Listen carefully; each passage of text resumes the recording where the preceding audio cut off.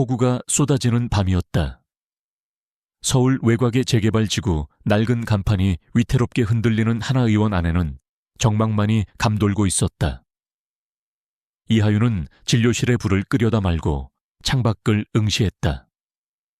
하늘이 뚫린 듯 퍼붓는 빗줄기는 세상의 모든 소음을 집어삼킬 기세였다.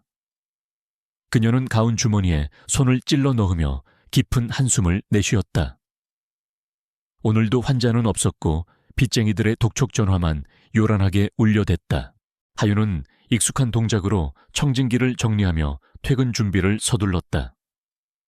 한때 국내 최고의 대학병원에서 신의 손이라 불리던 그녀였지만 지금은 이 초라한 동네 의원에서 숨죽여 살고 있었다. 과거의 영광은 오명으로 얼룩졌고 그녀에게 남은 것은 오직 냉철한 판단력과 녹슬지 않은 의술뿐이었다. 그녀는 낡은 가죽 가방을 챙겨 들고 뒷문으로 향했다. 그때였다. 빗소리 사이로 둔탁한 파여름이 고막을 때렸다.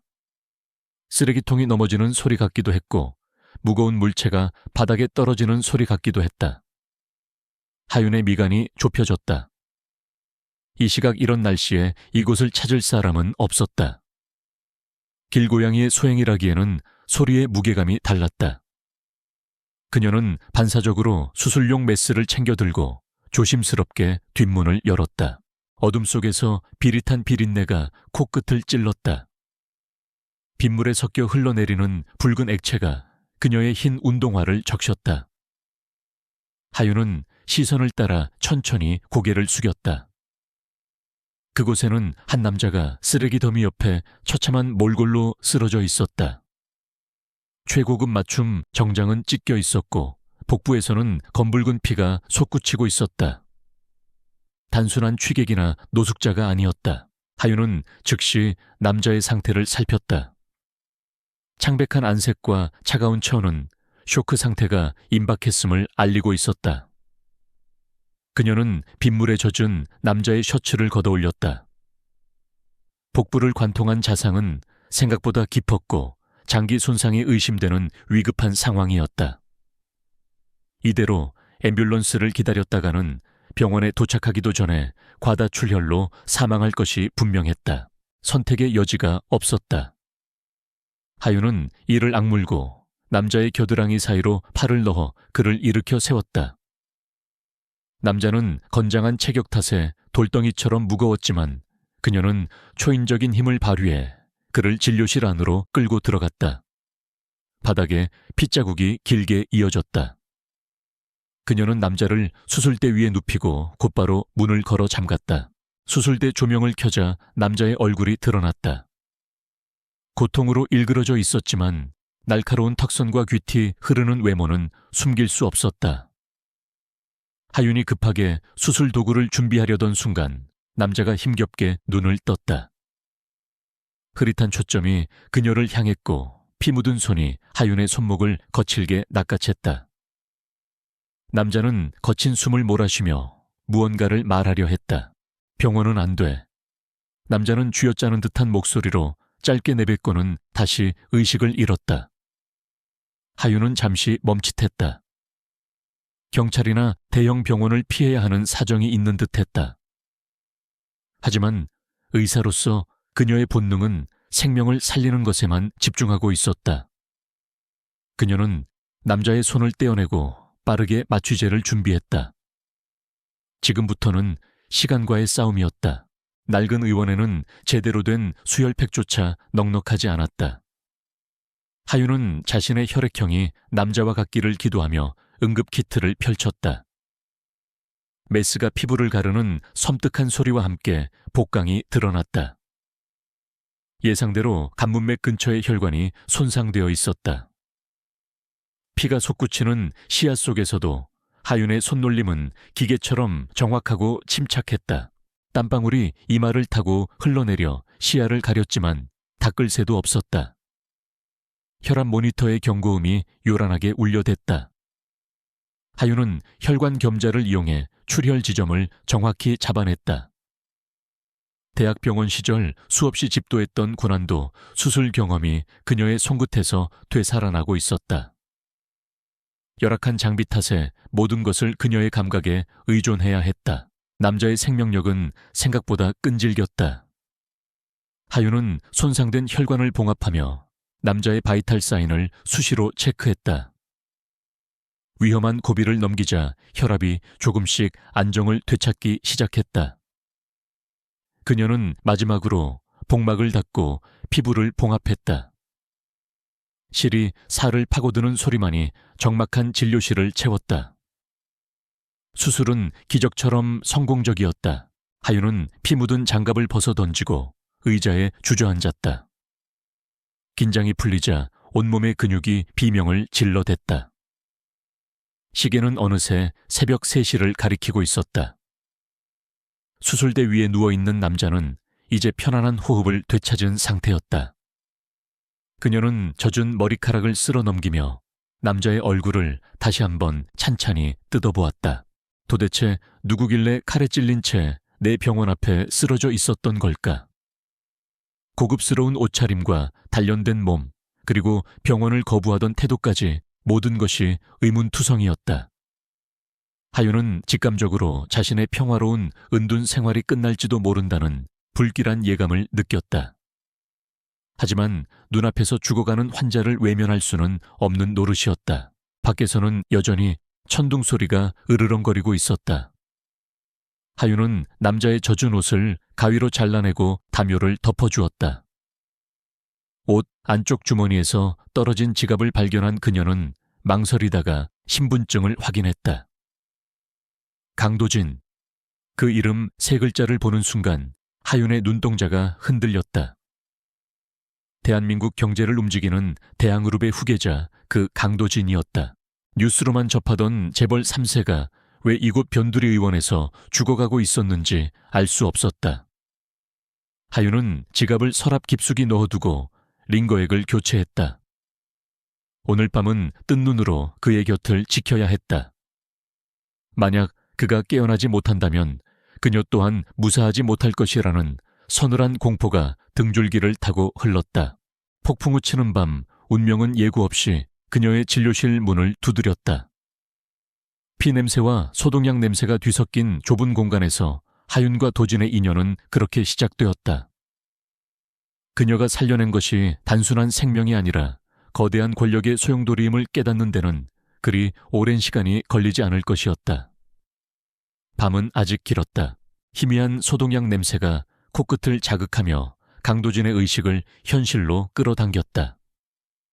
그는 무거운 눈꺼풀을 들어 올리려 애썼지만 납덩이처럼 무거워진 몸은 좀처럼 말을 듣지 않았다. 복부에서 느껴지는 날카로운 통증만이 그가 아직 살아있음을 증명하고 있었다. 흐릿한 시야 너머로 낡은 천장에 얼룩덜룩한 무늬가 눈에 들어왔다.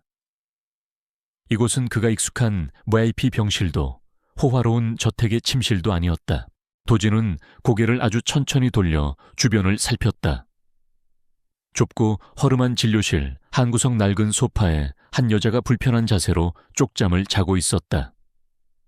창백한 피부에 피곤이 내려앉은 얼굴이었지만 다부진 인매가 인상적이었다. 그녀의 하얀 가운에는 어젯밤의 사투를 증명하듯 핏자국이 선명하게 말라붙어 있었다. 도진은 본능적으로 그녀가 자신을 지옥 입구에서 끌어올린 장본인님을 직감했다. 그가 몸을 일으키려 하자 억눌린 신음이 새어나왔다. 그 작은 소리에 여자가 감전된 듯 눈을 번쩍 떴다. 그녀는 망설임 없이 자리에서 일어나 도진에게 다가왔다. 차가운 손길이 그의 이마와 손목을 짚으며 능숙하게 상태를 확인했다. 그녀의 눈빛에는 환자에 대한 걱정보다는 의사로서의 냉철한 관찰만이 담겨 있었다. 도진은 그런 건조한 태도가 오히려 마음에 들었다. 정신이 드세요. 하윤은 감정 없는 목소리로 물으며 링거 속도를 조절했다. 다행히 폐혈증 증세는 없었다. 도진은 마른 침을 삼키며 갈라진 목소리로 물을 찾았다. 하윤이 건넨 물 한 모금이 타들어가던 목을 적시자 비로소 이성이 돌아왔다. 그는 자신이 습격당했던 그 골목과 배신자들의 얼굴을 떠올리며 이를 갈았다. 살아남았다는 안도감과 함께 복수심이 들불처럼 타올랐다. 여기가 어디지? 도진의 질문에 하윤은 짧게 대답하며 상처 부위를 소독했다. 서울 외곽의 작은 의원입니다. 더 이상 묻지 마세요.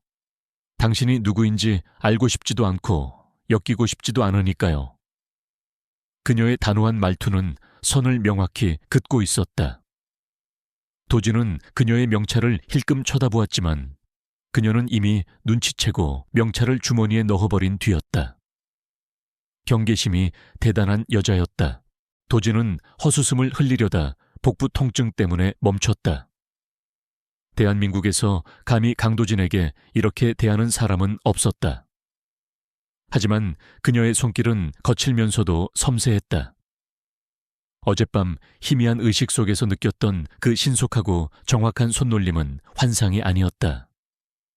열악한 환경에서 간문맥 파열을 완벽하게 봉합해낸 실력은 국내 최고 수준의 외과 의사들도 쉽게 흉내낼 수 없는 경지였다. 전화를 좀 빌릴 수 있겠습니까? 도진의 요청에 하윤은 잠시 망설이다가 서랍에서 자신의 휴대폰을 꺼내 건넸다. 도진은 보안이 유지되는 비상회선으로 어딘가에 전화를 걸었다. 짧고 간결한 명령 몇 마디가 오갔다. 위치를 파악했다는 상대방의 보고를 끝으로 그는 통화를 종료하고 통화 기록을 삭제했다.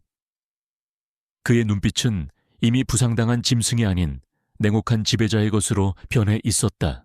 30분도 차에 지나지 않아 의원 앞 골목으로 검은색 세단 3대가 소리 없이 미끄러져 들어왔다.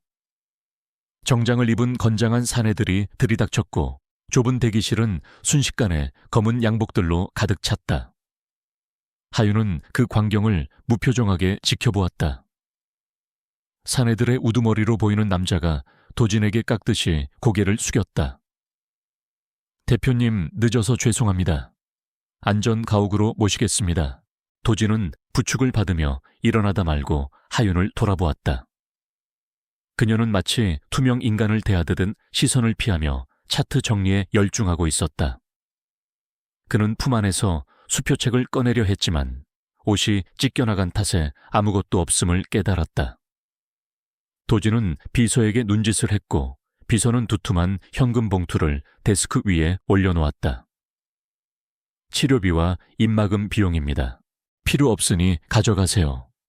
하윤의 목소리가 진료실의 공기를 얼어붙게 만들었다.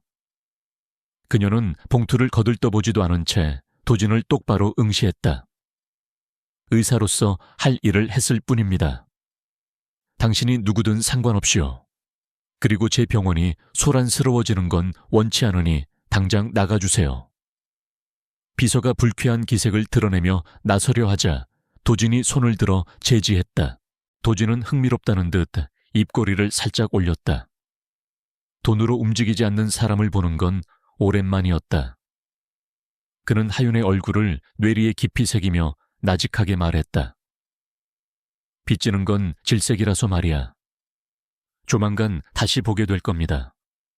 그는 의미심장한 말을 남기고 경호원들의 호의를 받으며 빗속으로 사라졌다. 순식간에 폭풍이 휩쓸고 지나간 자리에는 다시 적막만이 남았다. 차량이 떠나자마자 하윤은 빗자루와 걸레를 들고 미친 듯이 청소를 시작했다. 바닥에 떨어진 핏방울 하나, 머리카락 한 올까지 샅샅이 찾아내 닦아냈다. 수술에 사용된 거즈와 일회용품은 의료 폐기물 박스에 밀봉하여 창고 깊숙한 곳에 숨겼다. 그녀의 손은 미세하게 떨리고 있었다. 강도진이라는 위험한 불씨가 자신의 은신처에 떨어졌다는 사실이 그녀를 불안하게 만들었다. 한편 도진을 태운 차량은 빗길을 뚫고 서울 중심부의 안전가옥으로 질주하고 있었다. 차 안에서 도진은 통증을 참으며 비서실장에게 지시를 내렸다. 아까 그 의사 신원 파악해. 과거 이력부터 숨겨진 빚까지 모조리. 단순한 동네 의사라기엔 실력이 너무 뛰어나. 그의 머릿속에는 여전히 하윤의 차가운 눈빛과 망설임 없던 손놀림이 맴돌고 있었다. 그 시각 도진이 습격당했던 골목에는 또 다른 무리가 도착해 있었다. 우비를 입은 남자들이 쓰레기 더미 주변을 뒤지며 흔적을 찾고 있었다. 빗물에 씻겨 내려갔지만 바닥 틈새에 고인 희미한 혈흔은 지울 수 없었다. 시체가 사라졌습니다. 누군가 데려간 것 같습니다. 보고를 받은 남자의 눈이 번들거렸다. 목격자가 있다는 뜻이군. 쥐새끼가 어디로 숨었는지 찾아내. 하윤은 모든 정리를 마치고 샤워기 아래 섰다. 차가운 물줄기가 뜨겁게 달아오른 머리를 식혀주었지만 가슴속의 불안감은 씻겨 내려가지 않았다. 그녀는 거울 속에 비친 자신의 얼굴을 보며 되뇌었다. 아무 일도 없었던 거야. 그저 환자를 치료하고 보냈을 뿐이야. 하지만 그녀는 알고 있었다. 이미 운명의 톱니바퀴가 어긋나기 시작했음을. 도진의 생존 사실은 철저히 비밀에 붙여졌다. 대항그룹 내부에서는 후계자의 실종을 두고 흉흉한 소문이 돌기 시작했고 주가는 요동쳤다. 도진은 안전 가옥의 침대에 누워 천장을 노려보았다. 배신자들을 처단하기 위해서는 완벽한 몸 상태와 확실한 카드가 필요했다. 그리고 그 카드의 중심에 이름 모를 그 여의사가 있었다. 그녀는 단순히 그의 목숨을 구한 은인이 아니었다. 썩어빠진 권력 다툼 속에서 유일하게 순수한 실력으로 그를 살려낸 존재였다. 도진은 주먹을 꽉 쥐었다. 그 여자를 내 사람으로 만들어야겠어. 그것이 그녀를 보호하는 방법이든 이용하는 방법이든 그는 수단과 방법을 가리지 않을 생각이었다. 폭우가 그친 서울의 밤하늘 아래 새로운 사냥이 시작되고 있었다. 하나 의원의 고요함은 굉음과 함께 산산이 조각났다. 낡은 유리문이 야구 방망이에 맞아 박살나며 파편이 사방으로 튀었다. 진료실 안에서 차트를 정리하던 이하윤은 반사적으로 몸을 웅크렸다. 검은 가죽 점퍼를 입은 사내 셋이 흙발로 진료실 바닥을 짓밟으며 들이닥쳤다. 그들은 사채업자들이 고용한 징수 용역들이었다. 병원 집기를 아무렇게나 부수며 공포 분위기를 조성하는 그들의 행동은 익숙하면서도 지긋지긋한 폭력이었다. 하윤은 떨리는 손을 감추고 천천히 일어섰다. 그녀의 아버지가 남기고 간 빚은 족쇄처럼 그녀의 발목을 잡고 놓아주지 않았다. 대학병원에서 쫓겨난 뒤 고수입을 올릴 수 있는 길은 막혔고 이 작은 의원 수익으로는 이자를 갚기에도 벅찼다. 사내 중 우두머리가 하윤의 멱살을 잡고 거칠게 흔들었다. 돈을 갚지 못하면 신장이라도 내놓으라는 협박이 비수처럼 날아들었다. 하윤의 눈빛은 공포보다는 체념에 가까웠다. 그때 의원 앞 도로에 묵직한 엔진 소리가 울려 퍼졌다. 좁은 골목과는 어울리지 않는 최고급 세단들이 줄지어 멈춰 섰다. 험악했던 용역들의 시선이 일제히 밖으로 쏠렸다. 차 문이 열리고 말끔한 정장 차림의 경호원들이 도열했다. 그리고 가장 중앙의 차량에서 강도진이 내렸다. 며칠 전 피투성이로 이곳에 실려왔던 모습은 온데간데 없고 완벽한 핏의 슈트를 입은 그는 제왕처럼 당당했다. 도진은 깨진 유리 조각을 구두굽으로 지식이며 진료실 안으로 들어왔다. 비좁은 공간은 순식간에 그의 압도적인 존재감으로 가득 찼다. 용역 우두머리가 뭐냐며 소리를 질렀지만 도진의 뒤에 서 있던 비서실장이 가방에서 서류 봉투 하나를 꺼내 던졌다. 봉투 안에는 거액의 수표가 들어있었다. 원금과 이자를 합친 금액의 2배였다. 사내들의 눈이 휘둥그레졌다. 꺼져. 도진의 낮지만 서늘한 한마디에 상황은 종료되었다. 돈을 챙긴 용역들은 굽신거리며 썰물처럼 빠져나갔다. 난장판이 된 진료실에는 다시 정막이 찾아왔다. 하윤은 흐트러진 가운을 매만지며 도진을 노려보았다. 고맙다는 인사를 기대했다면 오산이었다. 그녀는 자신의 비참한 바닥을 들킨 것 같아 수치심과 분노가 치밀어 올랐다. 강도진 씨라고 했나요? 내 빚을 갚아준 건 고맙지만 이런 식의 등장은 달갑지 않네요. 하윤의 날 선 반응에도 도지는 여유로웠다. 그는 먼지 쌓인 환자용 의자에 다리를 꼬고 앉으며 주변을 둘러보았다. 대한민국 최고의 흉부외과 전문의였던 이하윤 선생이 이런 곳에서 썩고 있을 줄은 몰랐군. 그는 이미 그녀의 모든 뒷조사를 마친 상태였다. 도지는 품 안에서 계약서 한 장을 꺼내 테이블 위에 올렸다. 내 주치의가 되어줘. 조건은 파격적이야. 연봉은 대학병원 시절의 10배, 그리고 자네가 갚아야 할 남은 빚 전액 탕감. 무엇보다 자네를 의료계에서 매장시킨 그 누명 내가 벗겨줄 수도 있어. 그것은 악마의 제안이나 다름없었다. 하윤이 그토록 원하던 명예회복과 경제적 자유가 종이 한 장에 담겨 있었다. 하지만 하윤은 단호하게 고개를 저었다. 재벌가의 권력 다툼에 장기판의 말처럼 쓰이고 싶지 않습니다. 당신을 살린 건 의사로서의 의무였지 당신들의 더러운 세계에 발을 들이겠다는 뜻은 아니었어요. 돈은 갚겠습니다. 시간이 걸리더라도 제 힘으로요. 그녀는 도진의 눈을 피하지 않고 또박또박 거절의 의사를 밝혔다. 그녀에게는 굽히지 않는 자존심이 마지막 남은 재산이었다. 도진은 예상했다는 듯 옅은 미소를 지었다. 그리고 스마트폰을 꺼내 사진 몇 장을 하윤에게 보여주었다. 사진 속에는 어젯밤 하윤의 의원 주변을 서성이는 수상한 남자들의 모습이 찍혀 있었다. 그들은 도진을 암살하려 했던 조직의 끈앞풀들이었다. 놈들은 내가 살아있다는 걸 눈치챘어. 그리고 나를 살린 게 자네라는 것도. 이곳에 계속 있다가는 자네 목숨도 장담 못해. 하윤의 얼굴에서 핏기가 가셨다. 단순히 빚쟁이들에게 시달리는 것과는 차원이 다른 공포였다. 도진은 쐐기를 박듯 말했다. 선택해. 이곳에서 개죽음을 당하거나 아니면 내 성 안으로 들어와서 완벽한 보호를 받거나. 이건 제안이 아니라 통보야.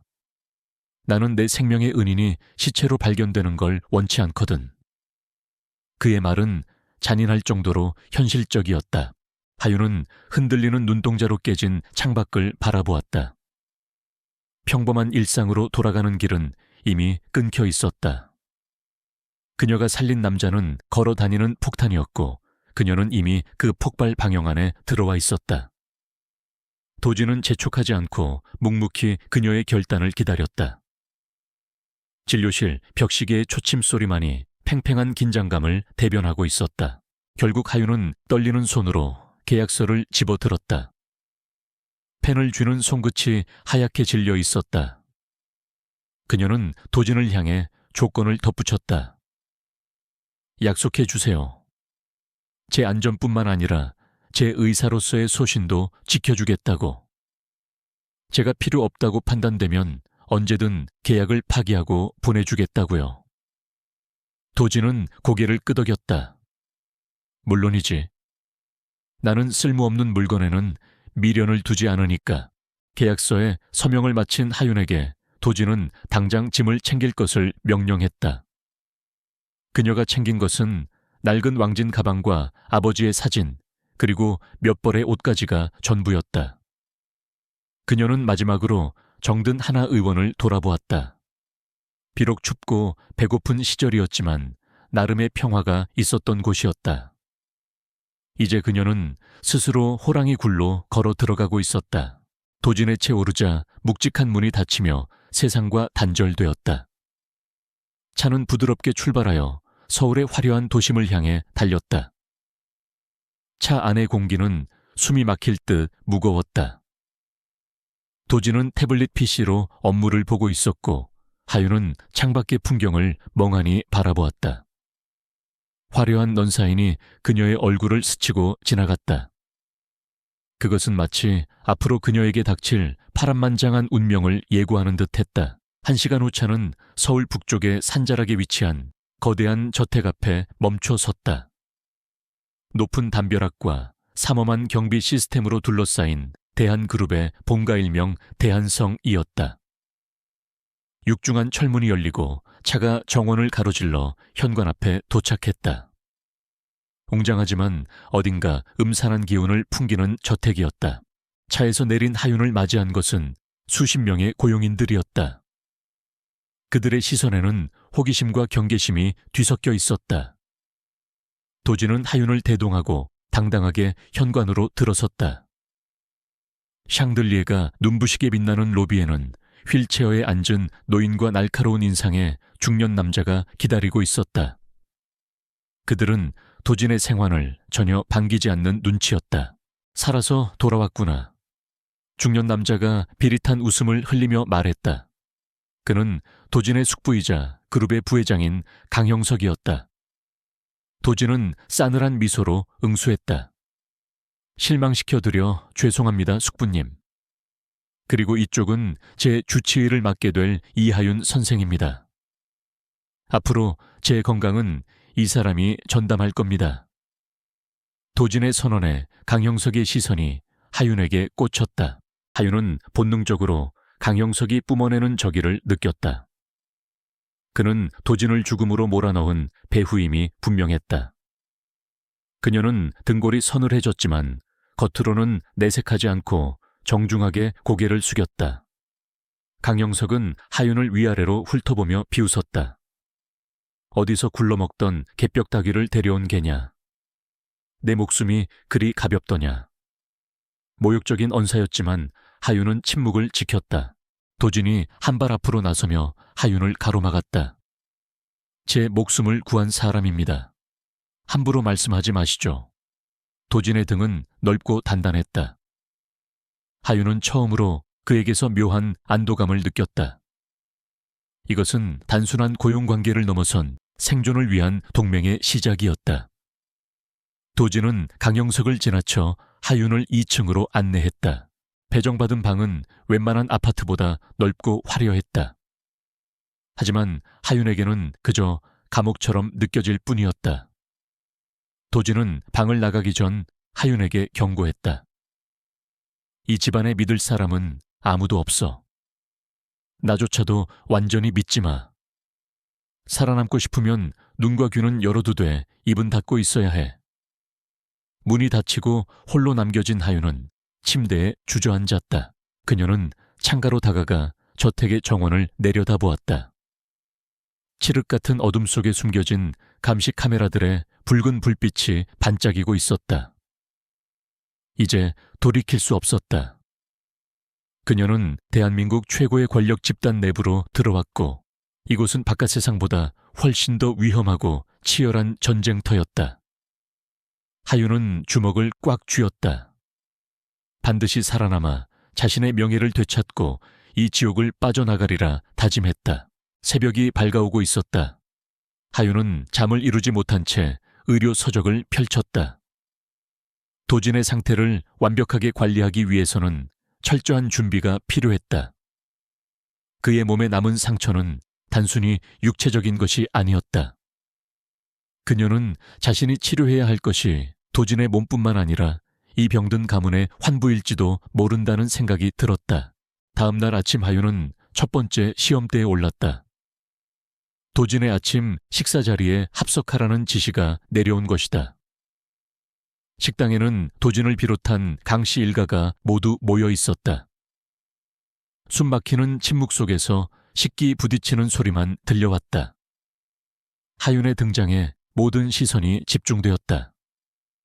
그것은 환영의 눈빛이 아닌 먹잇감을 노리는 맹수들의 탐색전이었다. 대한그룹 본가의 아침 식사 자리는 전쟁터를 방불케 했다. 길이만 10m가 넘는 거대한 마호가니 식탁 위에는 최고급 도자기 그릇과 은수저가 가지런히 놓여 있었지만 그 위를 감도는 공기는 차갑게 얼어붙어 있었다.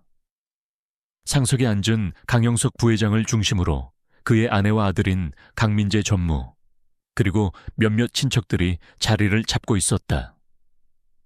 그들은 이방인인 이하윤을 마치 오물 보듯 껄끄러운 시선으로 훑어내렸다. 하윤은 도진의 옆자리에 배정받았다. 그녀는 쏟아지는 적대적인 시선들을 애써 무시하며 앞접시에 놓인 샐러드를 조용히 응시했다. 화려한 샹들리에 불빛이 은식기에 반사되어 눈을 찔렀다. 이곳에 있는 사람들은 가족이라는 이름으로 묶여 있었지만 그 속내는 서로를 물어뜯을 기회만 엿보는 맹수들과 다를 바 없었다.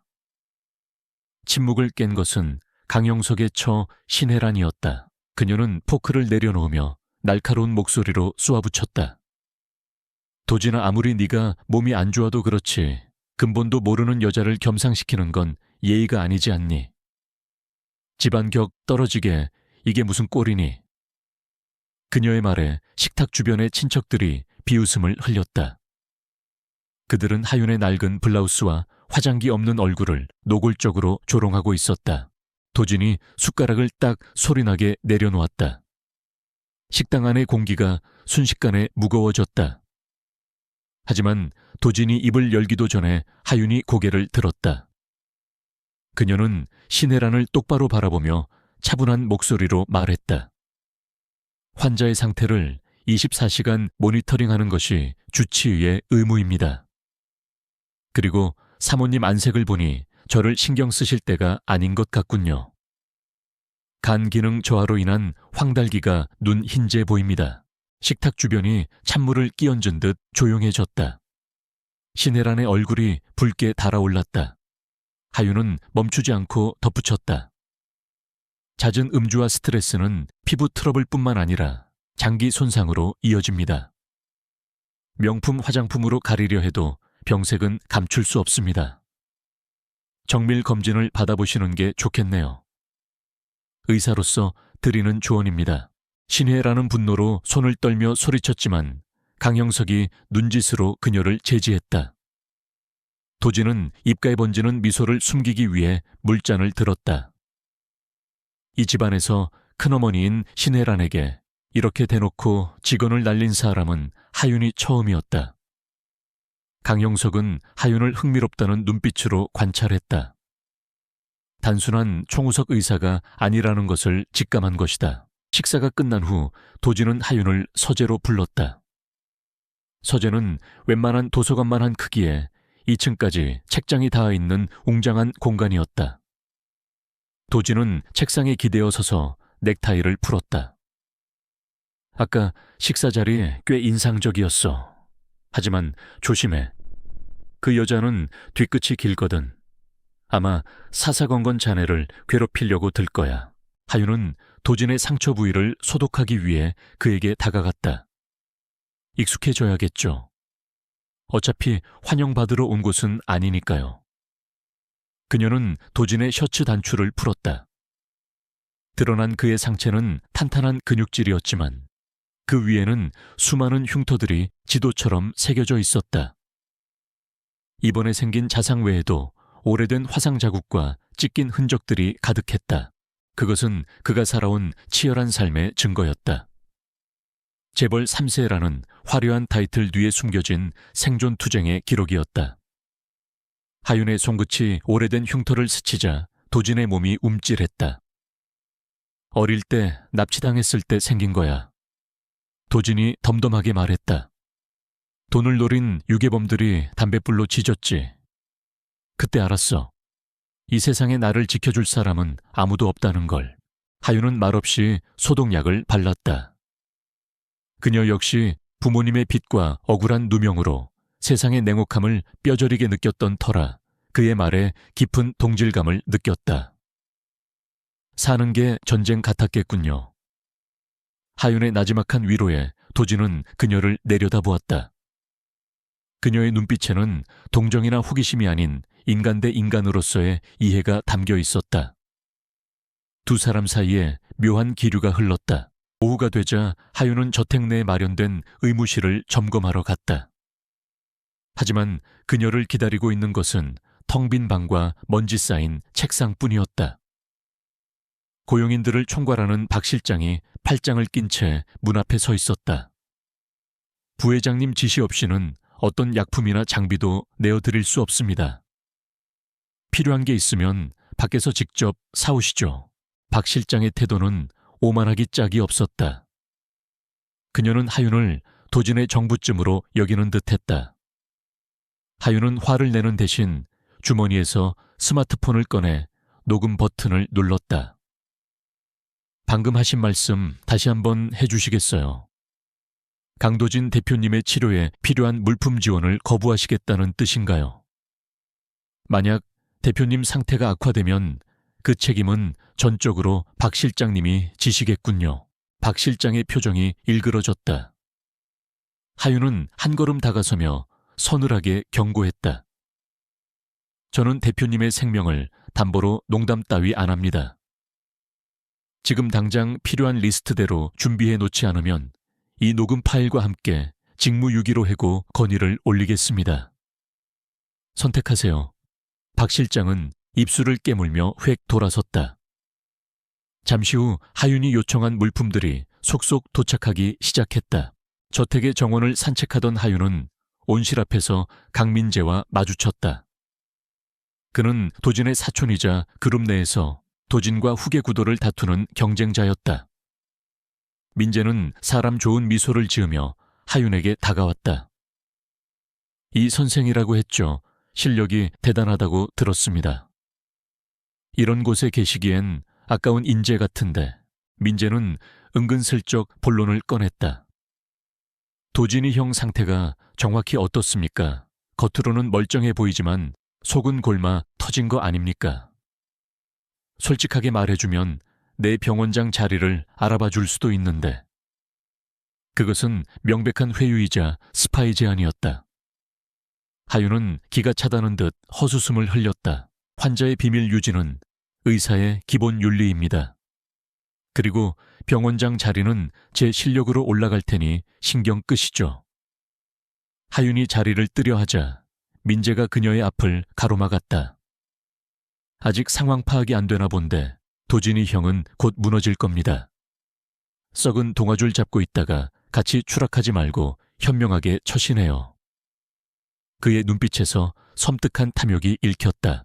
그때였다. 덤불 뒤에서 도진이 걸어 나왔다. 내 주치의한테 무슨 볼일이라도 있나 도진의 등장에 민재의 얼굴이 사색이 되었다. 도진은 천천히 다가와 하윤의 어깨를 감쌌다. 내 사람 건드리지 말라고 했을 텐데. 민재야, 선 넘지 마라. 경고는 한 번뿐이다. 도진의 목소리는 낮았지만 살기가 어려 있었다. 민재는 꼬리를 내리고 황급히 자리를 피했다. 도진은 하윤에게 괜찮냐고 물었다. 하윤은 고개를 끄덕이며 그의 손을 어깨에서 떼어냈다. 저는 당신 사람이 아닙니다. 고용인일 뿐이죠. 착각하지 마세요. 그녀의 쌀쌀맞은 태도에 도진은 피식 웃었다. 그래, 아직은 그렇겠지. 하지만 곧 생각이 바뀌게 될 거야. 밤이 깊어지자 저택은 거대한 무덤처럼 고요해졌다. 하윤은 잠을 이루지 못하고 의무실에서 차트를 정리하고 있었다. 그때 인터폰이 울렸다. 도진의 방이었다. 하윤은 급히 구급상자를 챙겨 들고 3층으로 뛰어 올라갔다. 도진의 침실 문을 열자 식은땀을 흘리며 침대 모서리를 부여잡고 있는 도진이 보였다. 극심한 통증이 그를 덮친 듯했다. 상처가 벌어진 것은 아니었지만 정신적인 스트레스가 신체 통증으로 이어진 환상통 같았다. 하윤은 진통제를 투여하고 그의 임에 젖은 수건을 올려주었다. 도진의 거친 호흡이 조금씩 잦아들었다. 그는 몽롱한 눈으로 하윤을 바라보았다. 가지마. 오늘 밤은 옆에 있어줘. 평소의 냉철한 모습은 사라지고 겁에 질린 아이 같은 모습이었다. 하윤은 망설이다가 침대 옆 의자에 앉았다. 걱정 마세요. 제가 지키고 있을 테니까. 그녀는 도진의 차가운 손을 조심스럽게 잡아주었다. 도진은 그 온기의 의지에 다시 깊은 잠으로 빠져들었다. 하윤은 잠든 그의 얼굴을 보며 생각했다. 이 남자는 괴물이 아니라 상처 입은 짐승일 뿐이라고. 다음 날 대양그룹 창립 기념 파티 준비로 저택이 분주해졌다. 이것은 도진의 건재함을 대외적으로 알리는 중요한 자리였다. 하윤에게도 파티 참석 지시가 내려왔다. 드레스룸으로 배달된 것은 최고급 디자이너의 드레스였다. 하윤은 화려한 옷을 보며 한숨을 쉬었다. 이것은 파티가 아니라 또 다른 전장이 될 것임이 분명했다. 신혜란과 강민재 일당은 이번 파티에서 도진을 깎아내릴 계획을 세우고 있었다. 그들은 도진의 건강 이상설을 퍼뜨려 주가를 떨어뜨리고 하윤을 이용해 그를 망신 줄 작정이었다. 하지만 하윤은 호락호락하게 당해줄 생각이 없었다. 그녀는 거울 속에 비친 자신의 눈을 보며 다짐했다. 의사로서 그리고 한 인간으로서 누구에게도 짓밟히지 않겠다고. 파티장은 정재계 인사들과 유명 연예인들로 가득 찼다. 샴페인잔 부딪히는 소리와 가식적인 웃음소리가 홀을 메웠다. 도진이 계단을 내려오자 모든 시선이 그에게 쏠렸다. 그는 완벽한 턱시도 차림으로 좌중을 압도했다. 그리고 그의 옆에는 세련된 블랙 드레스를 입은 하윤이 서 있었다. 사람들은 낯선 여자의 등장에 수군거렸다. 도진은 보란듯이 하윤의 손을 잡고 홀 중앙으로 걸어갔다. 그때 웨이터가 쟁반을 들고 다가오다 하윤의 드레스에 와인을 쏟았다. 명백한 고의였다. 붉은 와인이 검은 드레스 위로 번졌다. 주변에서 비웃음 소리가 터져 나왔다. 신혜란이 부채로 입을 가리며 다가왔다. 어머, 이를 어째. 역시 천안 출신은 어딜 가나 티를 낸다니까.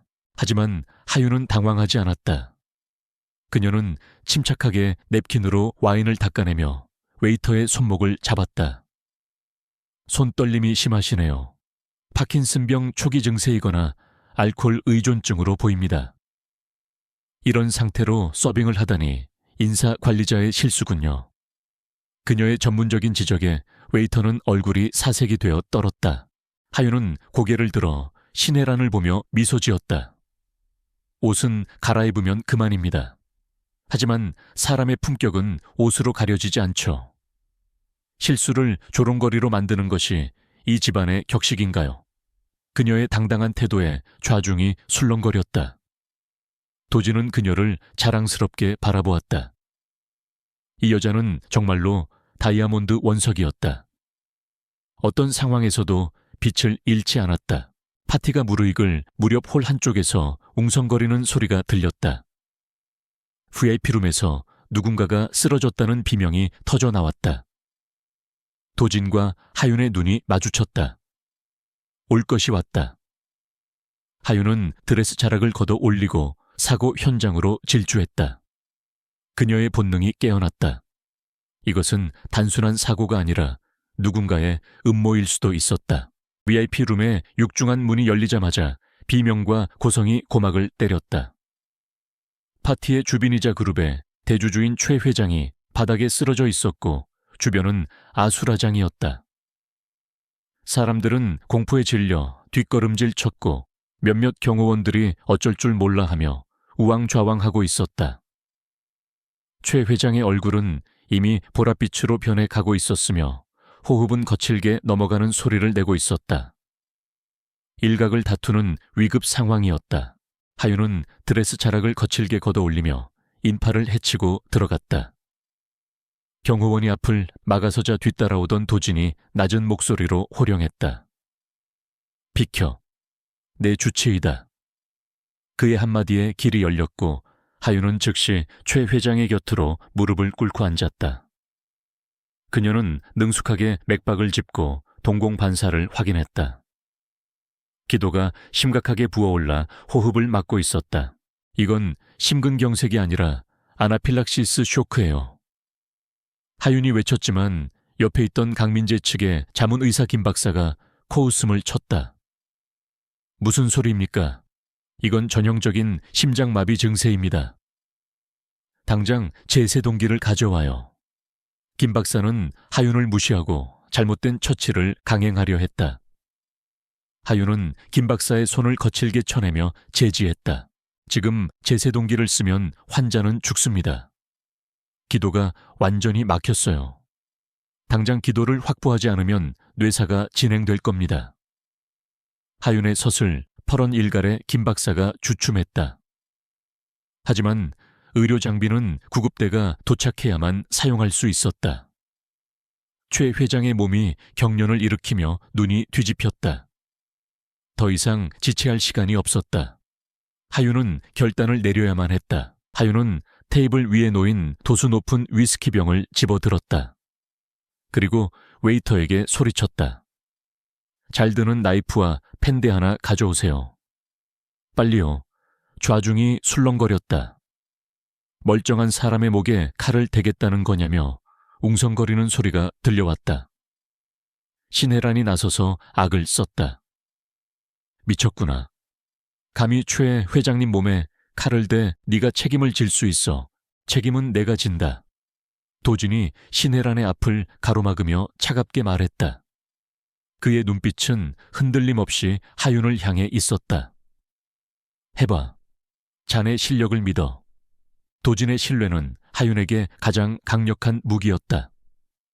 그녀는 떨리는 손을 진정시키며 위스키를 나이프에 부어 소독했다. 그리고 최 회장의 넥타이를 풀고 셔츠 단추를 뜯어냈다. 목의 윤상연골 부위를 정확히 촉진한 하윤은 망설임 없이 나이프를 들이댔다. 피부가 갈라지며 붉은 선혈이 솟구쳤다. 파티장에 있던 사람들이 비명을 지르며 고개를 돌렸다. 하지만 하윤의 시선은 오직 환자의 생명선에만 고정되어 있었다. 그녀는 절개 부위로 펜대를 삽입해 임시 기도를 확보했다. 쉭 하는 소리와 함께 막혀있던 공기가 통하기 시작했다. 죽어가던 최 회장의 가슴이 크게 부풀어 올랐다. 보라색으로 변했던 얼굴색이 서서히 돌아오고 거칠었던 호흡이 안정되기 시작했다. 기적 같은 응급처치였다. 숨을 죽이고 지켜보던 사람들 사이에서 안도의 탄성이 터져나왔다. 김 박사는 믿을 수 없다는 표정으로 멍하니 서 있을 뿐이었다. 하윤은 피 묻은 손을 닦으며 천천히 일어섰다. 곧이어 도착한 구급대원들이 환자를 인계받았다. 그들은 하윤의 응급처치를 확인하고는 감탄을 금치 못했다. 완벽한 윤상갑상막 절개술입니다. 선생님 덕분에 환자분이 살았습니다. 구급대원의 말은 파티장 전체에 울려 퍼졌다. 사람들의 시선이 경멸에서 경외로 바뀌는 순간이었다. 하윤은 그제야 긴장이 풀려 다리가 휘청거렸다. 도진이 재빨리 다가와 하윤의 허리를 부축했다. 괜찮아. 그의 목소리에는 걱정이 가득 묻어났다. 하윤은 고개를 끄덕이며 작게 미소 지었다. 네, 살렸어요. 도진은 그녀의 어깨를 감싸 안으며 주위를 둘러보았다. 특히 얼굴이 사색이 된 강민재와 신혜란을 향해 싸늘한 미소를 날렸다. 오늘 일은 단순한 사고가 아닐 겁니다. 철저히 조사해야겠죠. 최 회장이 섭취한 음식에 알레르기 유발 물질이 들어있었던 게 분명했다. 음식 준비를 총괄한 것은 신혜란이었다. 여론은 순식간에 반전되었다. 도진은 유능한 주치의를 둔 현명한 리더로 격상되었고 신혜란과 강민재는 주주를 위험에 빠뜨린 무능한 경영진으로 낙인 찍힐 위기에 처했다. 파티는 엉망이 되었지만 승패는 명확했다. 도진은 하윤을 데리고 소란스러운 파티장을 빠져나와 테라스로 향했다. 시원한 밤바람이 뜨겁게 달아오른 열기를 식혀주었다. 하윤은 난간에 기대어 떨리는 손을 맞잡았다. 사람을 살리는 일은 언제나 두렵고 무거운 일이었다. 도진이 다가와 그녀의 손등 위에 자신의 손을 겹쳤다. 그의 천이 하윤의 차가운 손을 감쌌다. 고마워. 오늘 자네가 나뿐만 아니라 대항그룹을 살렸어. 도진의 진심 어린 고백에 하윤은 그를 올려다보았다. 달빛 아래 비친 그의 눈동자는 평소보다 깊고 부드러웠다. 의사로서 당연한 일을 했을 뿐이에요. 하윤이 짐짓 담담하게 대답하려 했지만 심장이 불규칙하게 뛰기 시작했다. 두 사람 사이의 공기가 미묘하게 변하고 있었다. 당신은 내가 본 사람 중 가장 강하고 아름다워. 도진이 손을 뻗어 하윤의 헝클어진 머리카락을 귀 뒤로 넘겨주었다. 그의 손끝이 뺨에 닿자 전기가 통하듯 찌릿한 감각이 전해졌다. 하윤은 피하지 않고 그의 시선을 받아냈다. 처음으로 그가 보호해야 할 환자가 아닌 매력적인 남자로 느껴지는 순간이었다. 멀리서 사이렌 소리가 들려왔지만 두 사람에게는 들리지 않았다. 그들은 서로의 존재를 통해 위로받고 있었다. 고독한 늑대와 상처 입은 의사. 어울리지 않을 것 같던 두 조각이 완벽하게 맞물리고 있었다. 도진은 하윤을 향한 소유욕과 애정을 더 이상 숨길 생각이 없었다. 그녀는 이제 그의 세상에서 대체 불가능한 존재가 되었다. 다음 날 아침 뉴스는 일제히 어젯밤 사건을 대서특필했다. 미모의 여의사가 재벌 회장을 살려내다. 헤드라인과 함께 피 묻은 드레스를 입고 응급처치를 하는 하윤의 사진이 도배되었다. 대중은 그녀를 한국의 나이팅게일이라 부르며 열광했다. 강영석 부회장 일가는 궁지에 몰렸고 도진의 입지는 더욱 단단해졌다. 하지만 명성은 양날의 검이었다. 세상에 얼굴이 알려진 하윤은 이제 어둠 속에 숨어 있을 수 없게 되었다. 과거 그녀를 병원에서 쫓아냈던 세력들도 그녀의 존재를 알아차렸다. 도진의 정적들은 그녀가 도진의 약점임을 간파하고 더 교묘하고 잔인한 계획을 세우기 시작했다. 화려한 스포트라이트 뒤로 짙은 그림자가 드리우고 있었다. 진료실에서 뉴스를 보던 하윤에게 박 실장이 들어왔다. 대표님이 찾으십니다. 이사회 참석 준비를 하시랍니다. 이제 하윤은 단순한 주치의가 아닌 도진의 파트너로서 공식 석상에 나서야 했다. 그녀는 거울을 보며 온매무새를 다듬었다. 두려움은 사라지고 전의가 불타올랐다. 그녀는 이제 혼자가 아니었다. 회의실로 가는 복도에서 도진이 기다리고 있었다. 그는 하윤을 보자마자 환한 미소를 지었다. 준비됐나, 나의 파트너.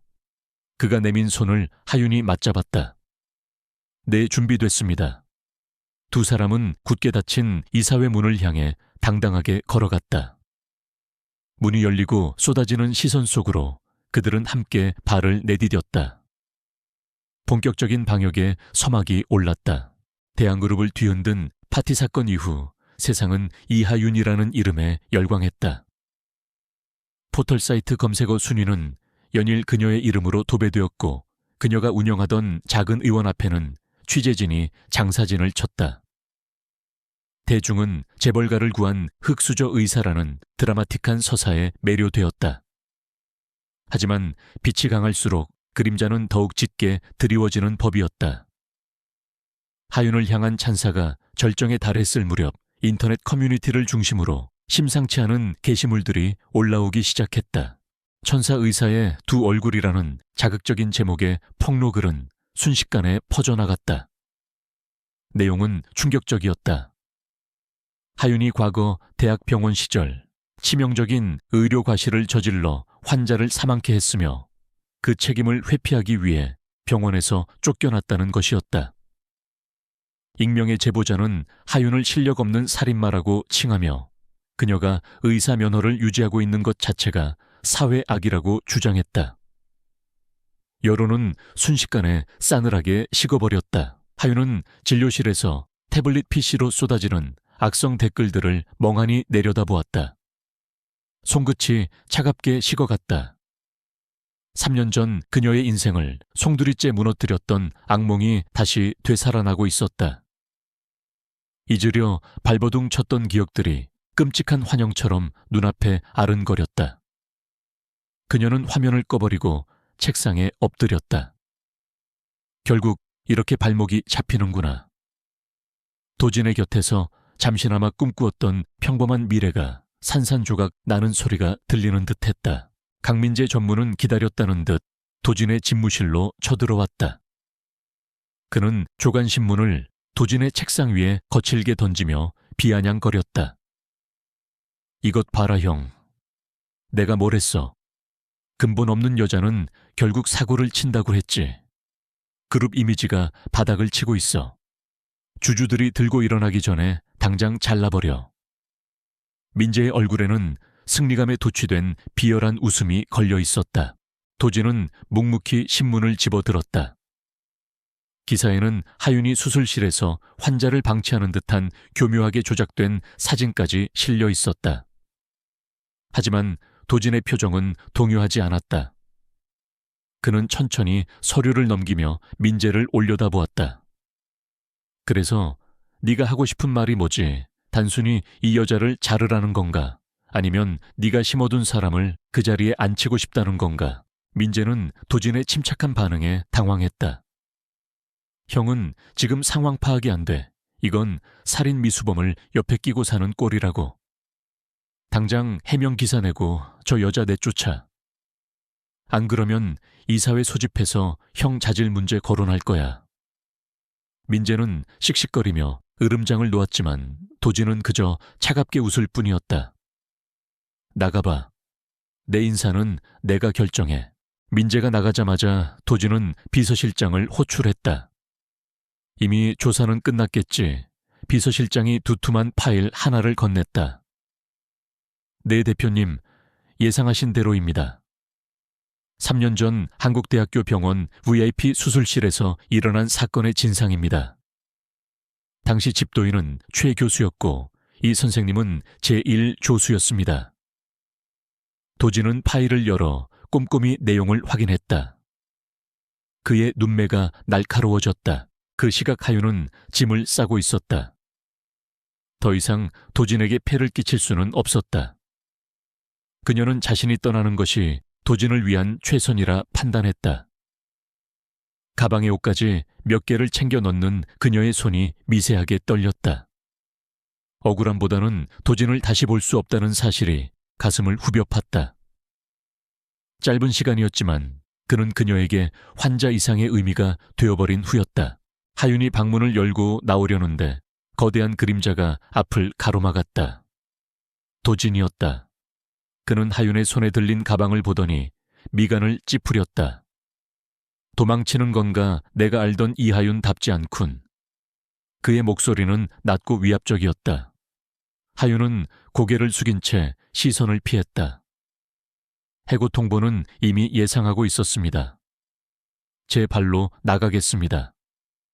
더 이상 대표님 명예에 먹칠하고 싶지 않아요. 도진은 거칠게 하윤의 손목을 잡아채어 방 안으로 밀어 넣었다. 그리고 문을 잠갔다. 누가 나가라고 했지? 나는 아직 자네 해고 서류에 사인한 적 없어. 하윤은 울컥하는 마음에 소리쳤다. 뉴스를 못 보셨어요. 전 의료사고를 낸 의사예요. 사람들 말대로 살인자일지도 모른다고요. 곁에 둬봤자 약점만 될 뿐이에요. 도진은 하윤을 벽으로 몰아붙였다. 그의 눈동자가 하윤의 눈을 깊숙이 파고들었다. 3년 전 그날 수술실에서 메스를 잡은 건 자네가 아니었어. 술에 취해 손을 떨던 최 교수였지. 자네는 그가 혈관을 건드려 환자가 위험해지자 그걸 수습하려다 뒤집어 쓴 거고. 아닌가 하윤의 눈이 커졌다. 아무도 믿어주지 않았던 아니 말조차 꺼낼 수 없었던 그날의 진실을 그가 알고 있었다. 어떻게 그걸... 하윤의 목소리가 떨려 나왔다. 당시 병원장은 병원의 명예실추를 우려해 모든 책임을 힘없는 레지던트였던 하윤에게 떠넘겼다. 그녀는 환자 유가족에게 무릎 꿇고 사죄하며 피눈물을 흘렸었다. 진실을 밝히기엔 상대가 너무 거대했고 그녀는 너무나 초라했다. 그 트라우마는 흉터처럼 남아 그녀를 괴롭혀왔다. 도진은 하윤의 떨리는 어깨를 감싸 안았다. 나는 소문 따위 믿지 않아. 내가 믿는 건 내 목숨을 살려낸 자네의 그 손뿐이야. 그리고 내 사람은 내가 지켜. 설령 세상 전체가 손가락질한다 해도. 그의 단호한 목소리가 하윤의 얼어붙은 심장을 녹여내렸다. 참아왔던 눈물이 핑 돌았다. 처음으로 누군가가 그녀의 억울함을 알아주었다는 안도감이 밀려왔다. 이 정도 루머에 무너질 거였으면 시작도 안 했어. 도진은 하윤의 눈물을 투박한 손길로 닦아주었다. 그리고 품 안에서 USB 하나를 꺼내 보여주었다. 이건 당시 수술실 CCTV 원본 영상이야. 최 교수가 빼돌렸던 걸 내가 찾아냈지. 이걸로 자네 누명을 벗겨줄게. 대신 조건이 있어.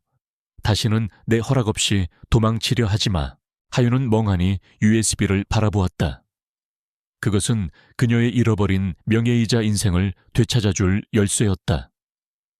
왜 저한테 이렇게까지? 그녀의 물음에 도진은 옅은 미소를 지었다. 말했잖아. 자네는 내 생명의 은인이라고. 그리고 이제는 그 이상이기도 하고. 그의 말끝이 흐려졌지만 그 속에 담긴 의미는 명확했다. 그날 밤 대양그룹 홍보실을 통해 공식 입장문과 함께 충격적인 영상이 공개되었다. 뉴스 화면에는 3년 전 수술실의 진실이 적나라하게 드러났다. 술에 취해 비틀거리는 초애 교수와 필사적으로 환자를 살리려는 하윤의 모습이 담겨 있었다.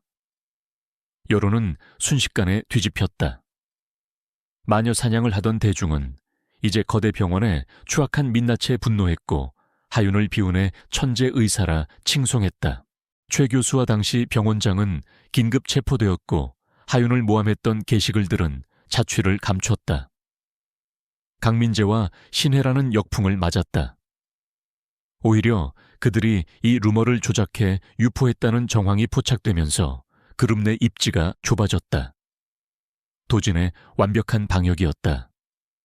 그는 단순히 하윤을 구한 것이 아니라 그녀를 공격하는 모든 세력을 일망타진했다. 소동이 가라앉은 후 도진과 하윤은 정원 벤치에 나란히 앉았다. 밤하늘에는 별이 쏟아질 듯 빛나고 있었다. 이제 좀 살 것 같나 도진이 캔 맥주를 건네며 물었다. 하윤은 씁쓸하게 웃으며 맥주를 받아 들었다. 덕분에 10년 묵은 체증이 내려간 것 같아요. 하지만 두려워요. 제가 감당하기엔 너무 과분한 호의라서. 하윤은 솔직한 심정을 털어놓았다. 그녀는 언제나 혼자 싸워왔기에 누군가에게 기대는 법을 몰랐다. 도진은 밤하늘을 올려다보며 말했다. 나도 그랬어. 태어날 때부터 모두가 적이었으니까. 하지만 자네를 만나고 처음으로 등 뒤를 맡길 수 있다는 게 어떤 건지 알게 됐어. 우리는 서로가 필요해, 하윤아. 도진이 처음으로 그녀의 이름을 불렀다. 딱딱한 직함이 아닌 이름이 불리는 순간 두 사람 사이의 벽이 완전히 허물어졌다.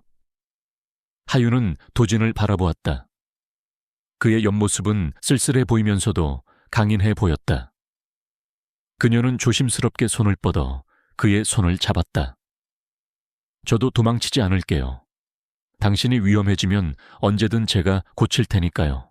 두 사람의 손이 맞잡힌 곳에서 따스한 온기가 피어올랐다. 그것은 사랑이라는 단어로 정의하기엔 훨씬 더 깊고 절박한 유대감이었다.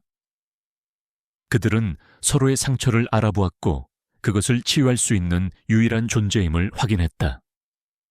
폭풍우가 지나간 자리에 비로소 단단한 뿌리가 내리고 있었다. 하지만 평화는 잠시일 뿐 그들을 노리는 어둠은 더욱 교활한 방법으로 숨통을 조여오고 있었다. 다음 날 아침 출근하는 도진의 표정은 그 어느 때보다 밝았다. 하윤 역시 당당한 모습으로 의무실을 지켰다. 고용인들의 태도도 180도 바뀌었다.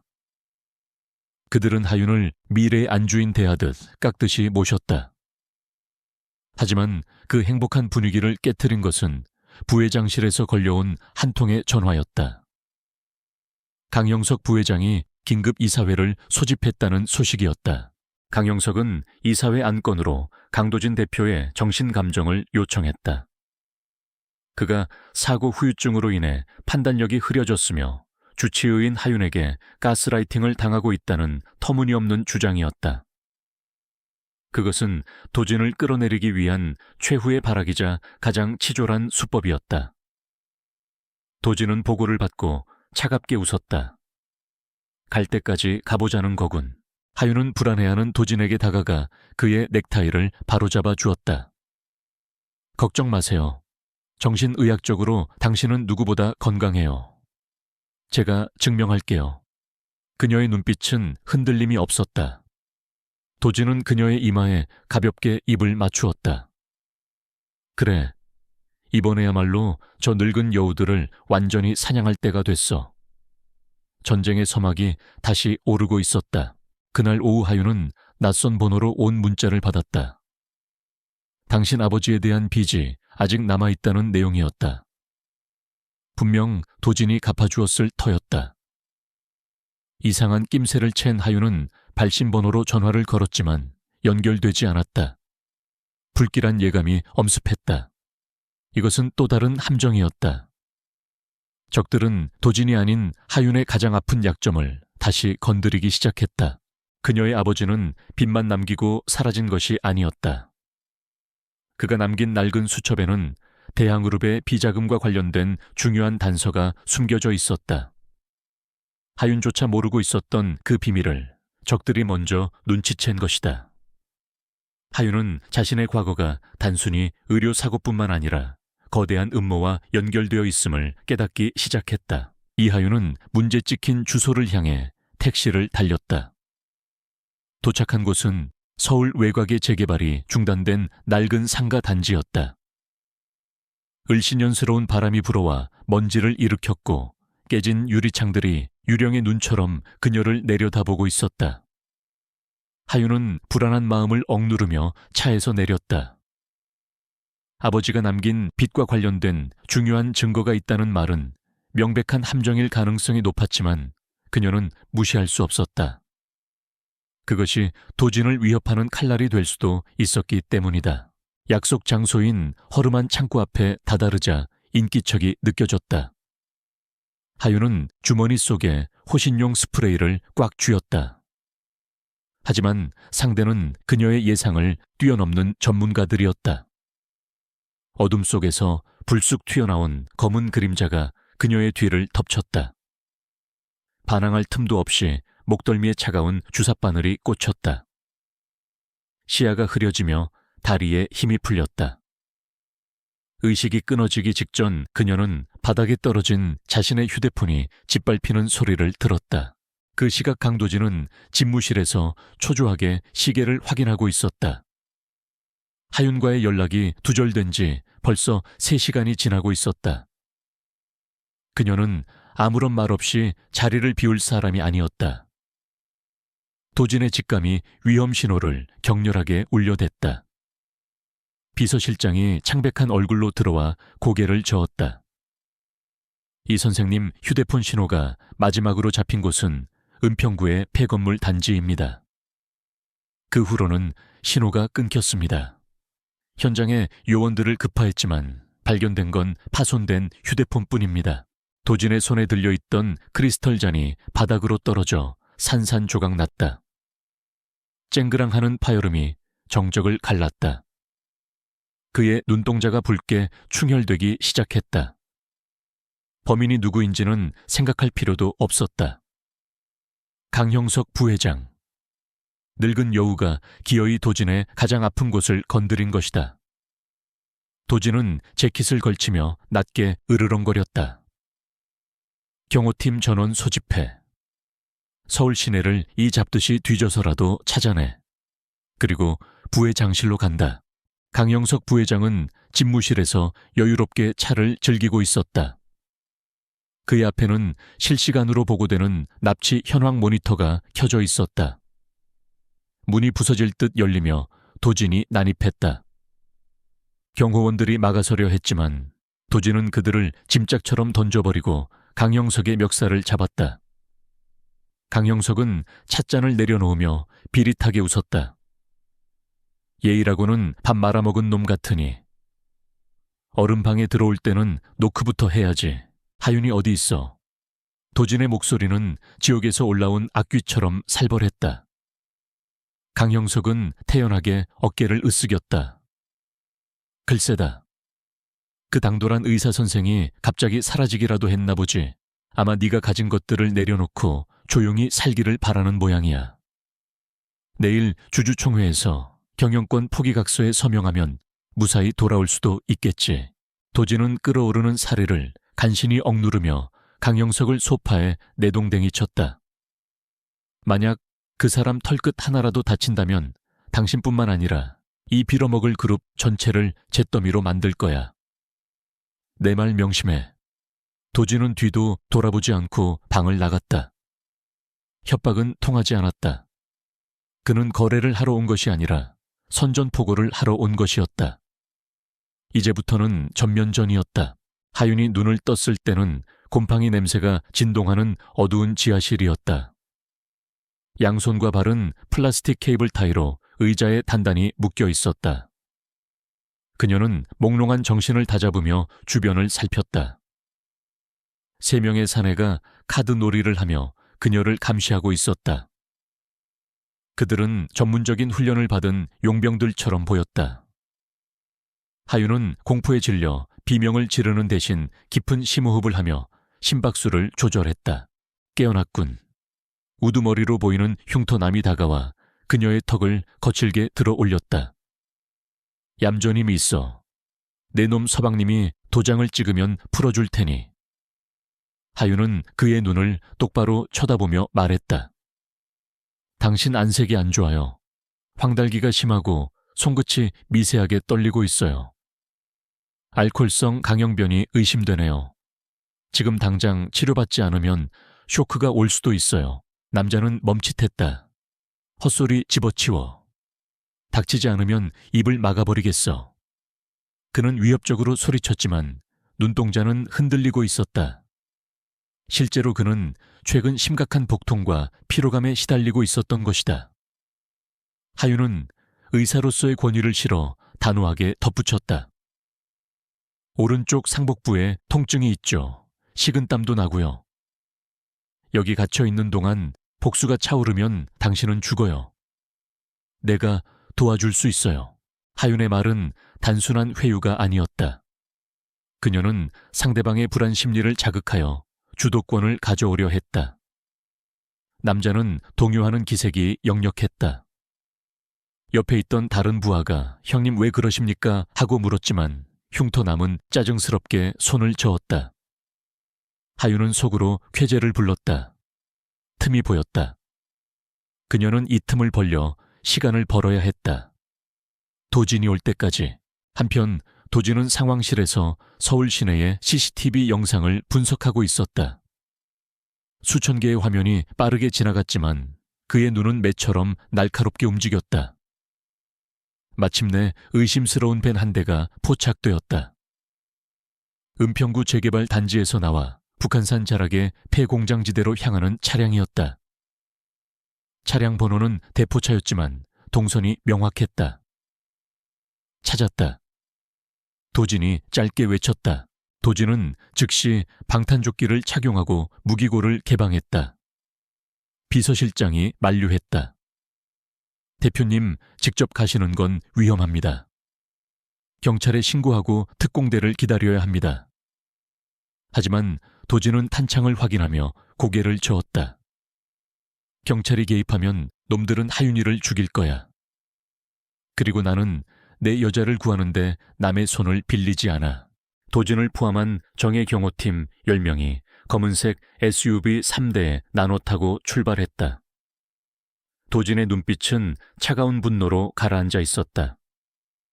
그는 하윤을 잃는다는 상상만으로도 숨이 막혀왔다. 그녀는 그에게 빛이었고 구원이었다. 그녀를 건드린 대가가 얼마나 혹독한지 놈들에게 뼈저리게 가르쳐줄 생각이었다. 차는 미친 듯이 속도를 높여 어둠 속을 질주했다. 폐공장 안은 냉기가 감돌았다. 하윤은 묶인 손목을 비틀어 케이블 타이를 느슨하게 만들려 애썼지만 역부족이었다. 흉터남은 고통스러운 듯 배를 움켜쥐고 주저앉아 있었다. 하윤은 그에게 말을 걸었다. 물 좀 주세요. 탈수 증세가 오면 당신 상태도 더 악화될 거예요. 남자는 신음하며 물병을 가져와 하윤의 입에 물렸다.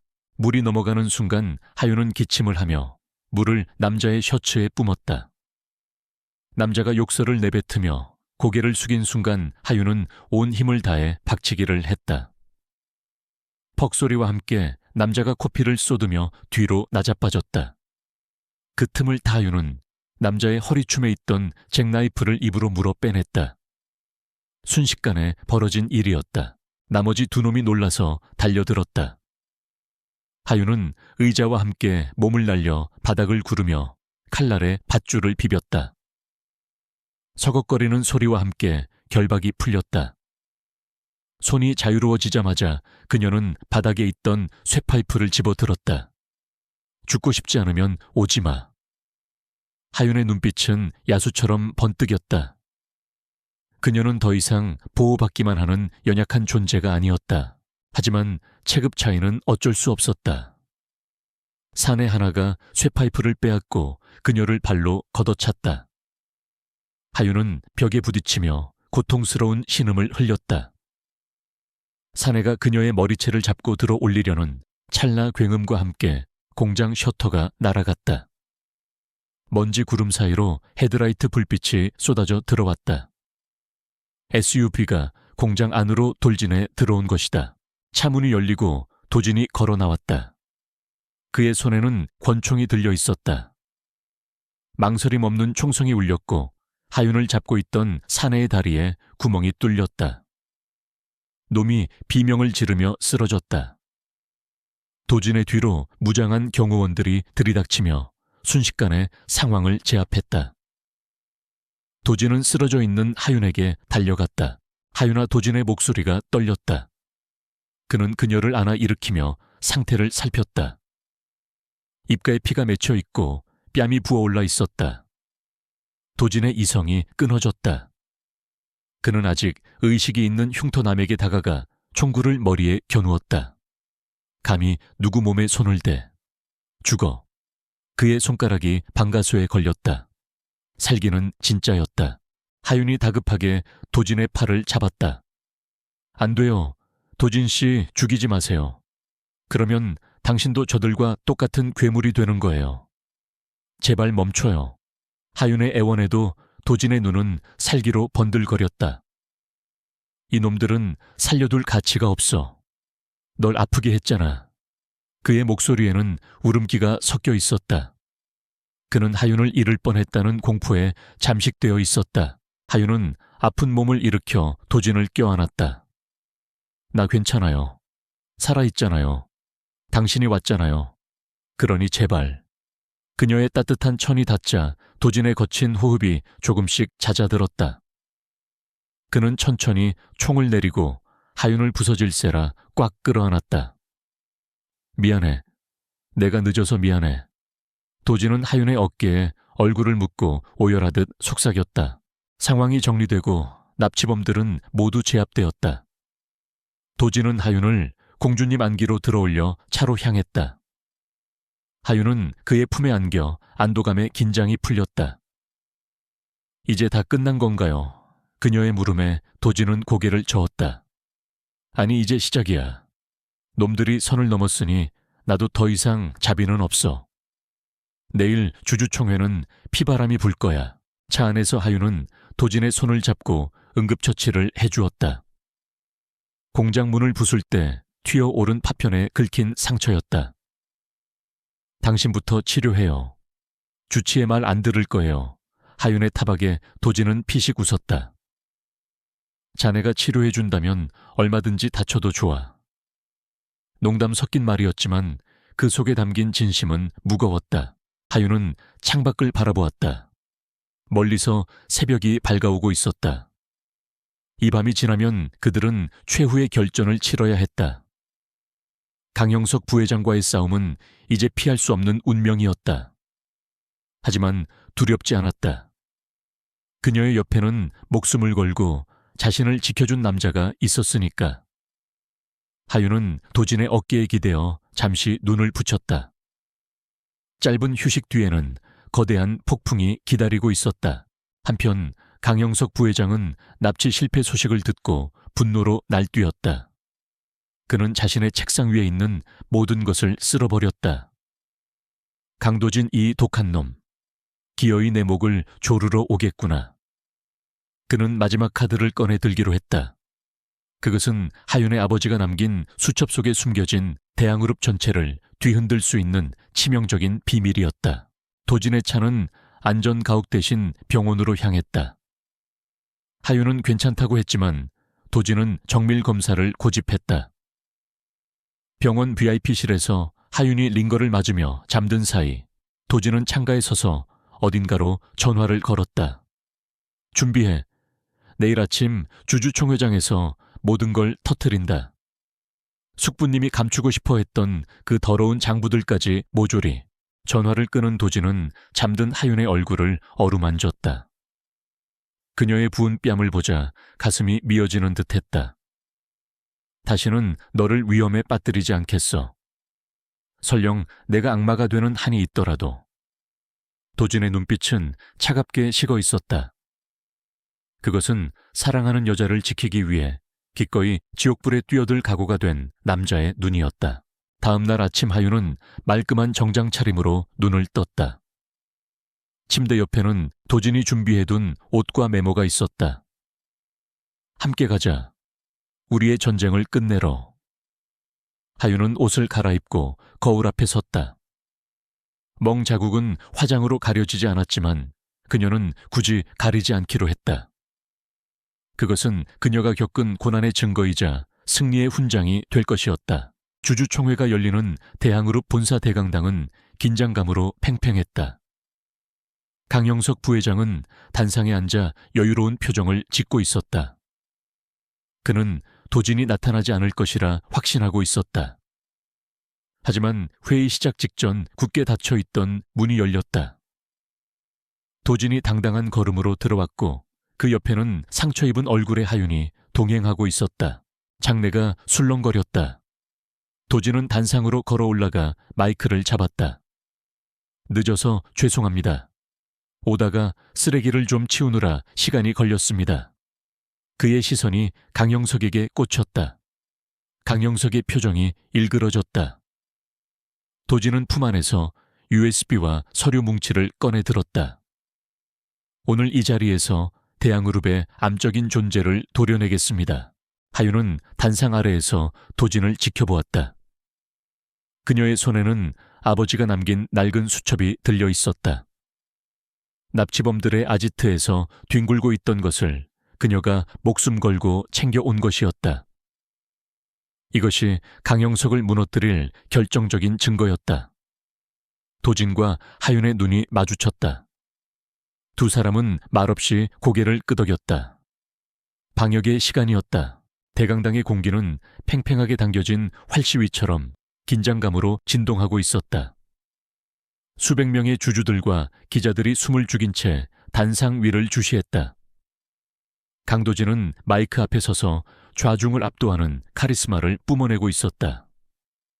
그의 옆에 선 이하윤은 얼굴에 든 멍 자국을 가리지 않은 채 당당하게 고개를 들고 있었다.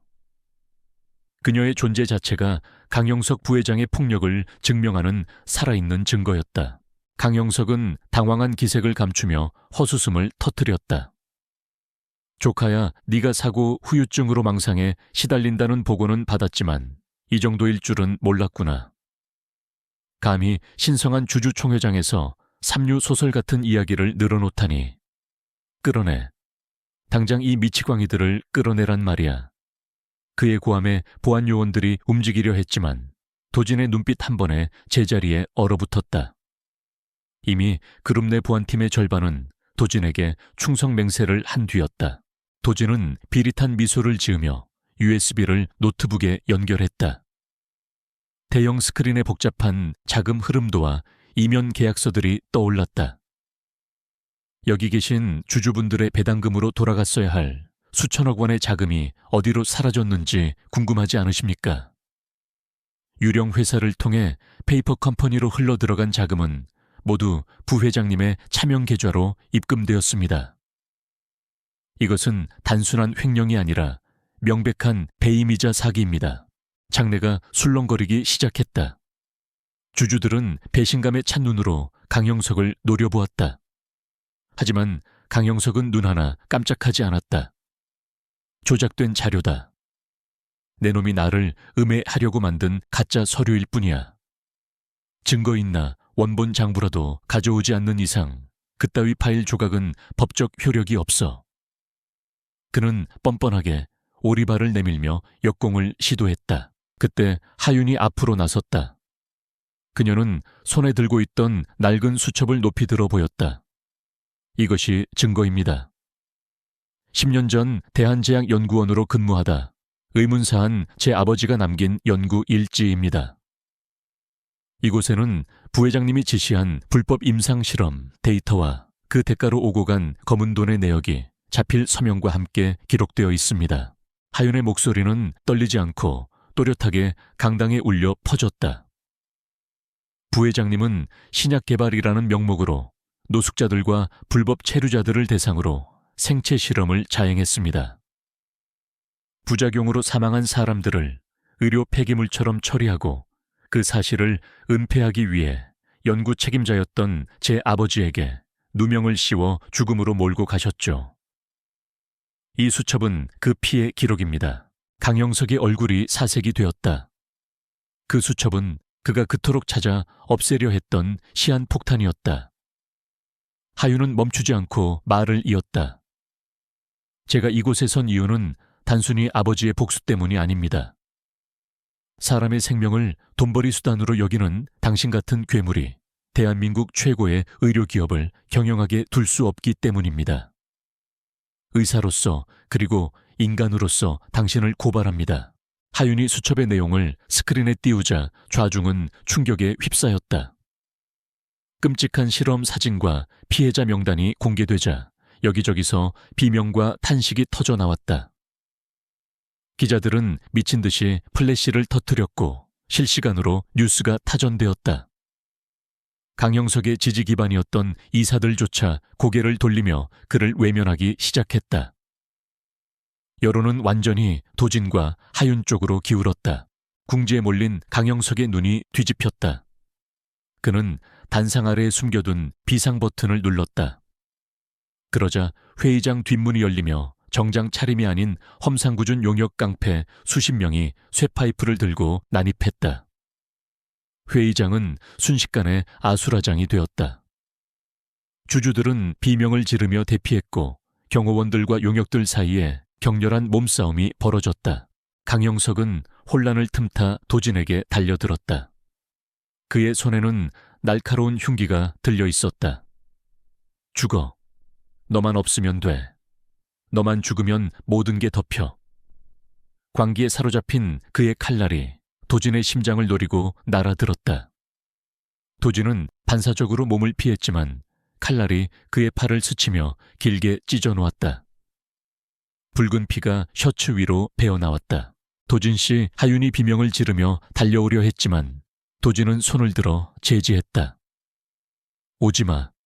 이건 내 싸움이야. 도진은 고통을 무시하고 강영석의 손목을 낚아챘다. 늙은 사자의 발악은 추하기 짝이 없었다. 도진은 강영석의 팔을 비틀어 흉기를 떨어뜨리게 한 뒤 그를 단상 바닥에 매다 꽂았다. 쿵 하는 소리와 함께 강영석이 비명도 지르지 못한 채 나뒹굴었다. 도진은 쓰러진 강영석의 멱살을 잡고 일으켜 세웠다. 당신의 시대는 끝났어. 이제 그 추악한 탐욕과 함께 감옥에서 썩어 가시지. 도진의 주먹이 강영석의 얼굴에 꽂혔다. 그것은 단순히 폭력이 아니라 십수년간 쌓여온 분노와 억울함이 담긴 심판의 철퇴였다. 강영석은 피투성이가 된 채 바닥을 기었다. 그때 회의장 문이 부서지듯 열리며 경찰 특공대가 들이닥쳤다. 꼼짝 마.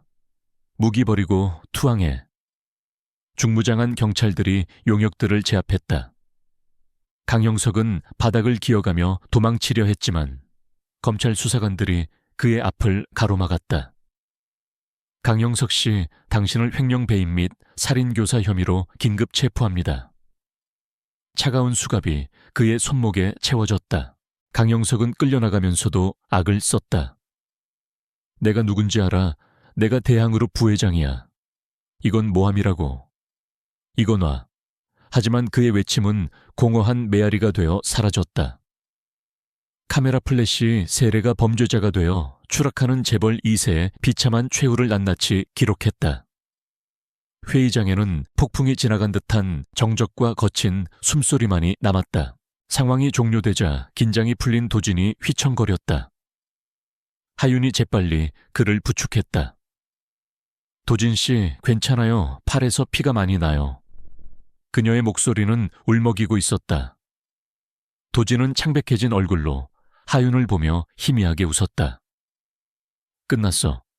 이제 정말 다 끝났어, 하윤아. 그는 피 묻은 손으로 하윤의 뺨을 어루만지려 했지만 힘이 들어가지 않았다. 그 순간 도진의 눈동자가 뒤집히며 그가 힘없이 바닥으로 무너져 내렸다. 도진 씨, 하윤의 비명이 강당을 찢었다. 그녀는 쓰러진 도진의 맥박을 짚었다. 맥박이 너무 빠르고 천은 불덩이 같았다. 어젯밤 공장에서 입은 상처가 감염되어 폐혈증 초기 증상을 보이고 있었다. 거기에 새로운 자상으로 인한 출혈까지 겹쳐 쇼크 상태였다. 비켜요. 환자 발생 하윤은 본능적으로 외쳤다. 그녀는 더 이상 겁에 질린 피해자가 아니었다. 그녀는 대한민국 최고의 외과 의사였다. 하윤은 넥타이를 풀어 도진의 팔을 지혈하고 주변에 있던 경호원들에게 지시했다. 당장 헬기 불러요. 앰뷸런스로는 늦어요. 병원으로 이송해야 합니다. 서둘러요. 도진의 의식은 점차 흐려져 갔다. 흐릿한 시야 속에서 하윤이 울면서 자신에게 심폐소생술을 하는 모습이 보였다. 죽지 마요. 제발. 내가 살릴 거야. 당신은 내가 살려. 하윤의 절규가 귓가에 웅웅거렸다. 도진은 마지막 힘을 짜내어 하윤의 손을 잡으려 했지만 어둠이 그를 집어삼켰다. 그는 깊은 심연 속으로 빠져들었다. 헬기 소리가 요란하게 울려 퍼졌다. 하윤은 이동식 침대에 실려가는 도진의 위에서 끊임없이 흉부 압박을 시행했다. 그녀의 하얀 셔츠는 도진의 피로 붉게 물들어 있었다. 하지만 그녀의 눈빛은 절망이 아닌 사르에 가까운 집념으로 불타올랐다. 저승사자가 와도 내 환자는 못 데려가. 하윤은 입술을 깨물며 다짐했다.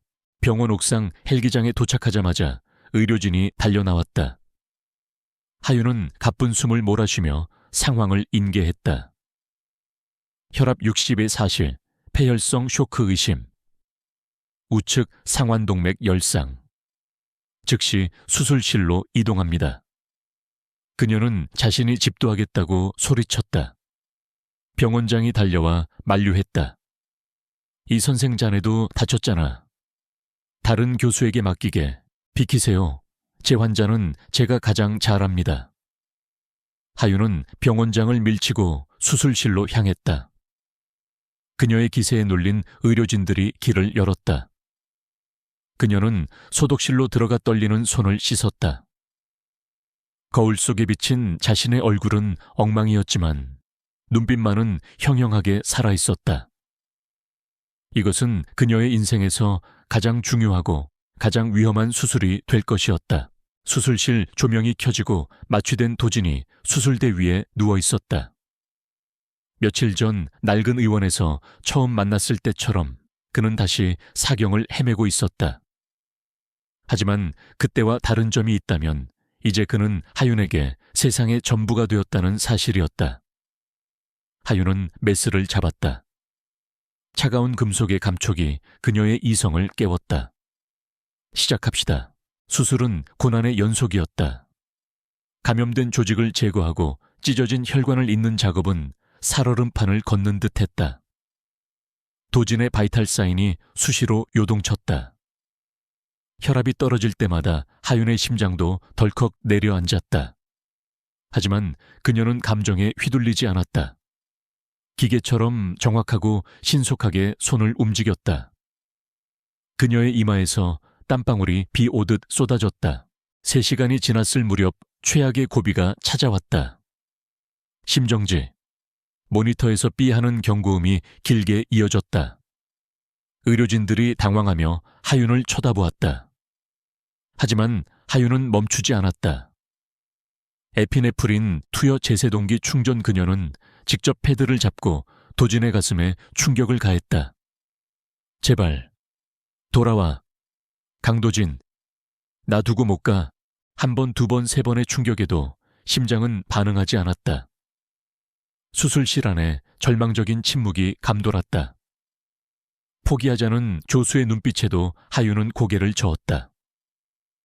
그녀는 제세동기를 던지고 맨손으로 심장 마사지를 시작했다. 돌아와 소리치며 도진의 가슴을 압박했다. 그녀의 눈물방울이 도진의 가슴 위로 떨어졌다. 그때였다. 삐삐삐. 멈췄던 심장 박동기가 다시 리듬을 찾기 시작했다. 규칙적인 비프음이 수술실을 채웠다. 살아났다. 의료진들이 안도의 한숨을 내쉬었다. 하윤은 그제야 다리에 힘이 풀려 주저앉을 뻔했다. 하지만 그녀는 끝까지 수술을 마무리했다. 마지막 봉합을 마칠 때까지 그녀는 긴장의 끈을 놓지 않았다. 수술실 밖으로 나오자 수많은 취재진과 그룹 임원들이 대기하고 있었다. 하윤이 마스크를 벗자 모든 시선이 그녀에게 집중되었다. 그녀는 피곤에 젖은 목소리로 그러나 단호하게 말했다. 수술은 성공적입니다. 대표님은 곧 깨어나실 겁니다. 환호성이 터져 나왔다.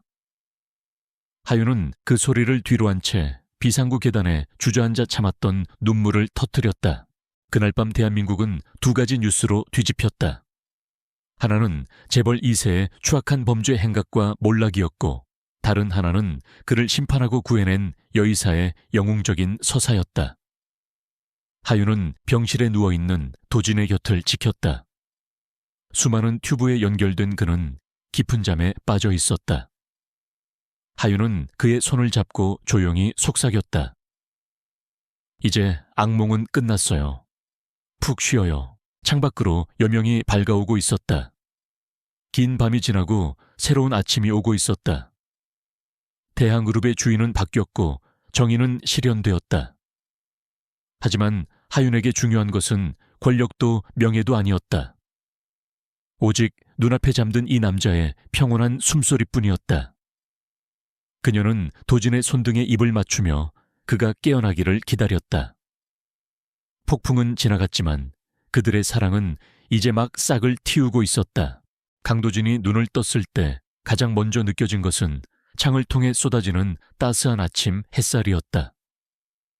소독약 냄새가 희미하게 감도는 VIP 병실 안은 고요했다. 그는 무거운 눈꺼풀을 깜빡이며 흐릿한 시야를 조절했다. 욱신거리는 팔과 가슴의 통증이 그가 살아있음을 알리고 있었다. 그는 고개를 돌려 침대 옆을 바라보았다. 그곳에는 이하윤이 쪽잠을 자고 있었다. 그녀는 불편한 보조 의자에 앉아 침대 난간에 머리를 기댄 채 잠들어 있었다. 며칠 밤을 지사은 듯 수척해진 얼굴과 눈 밑에 내려앉은 다크서클이 안쓰러웠다.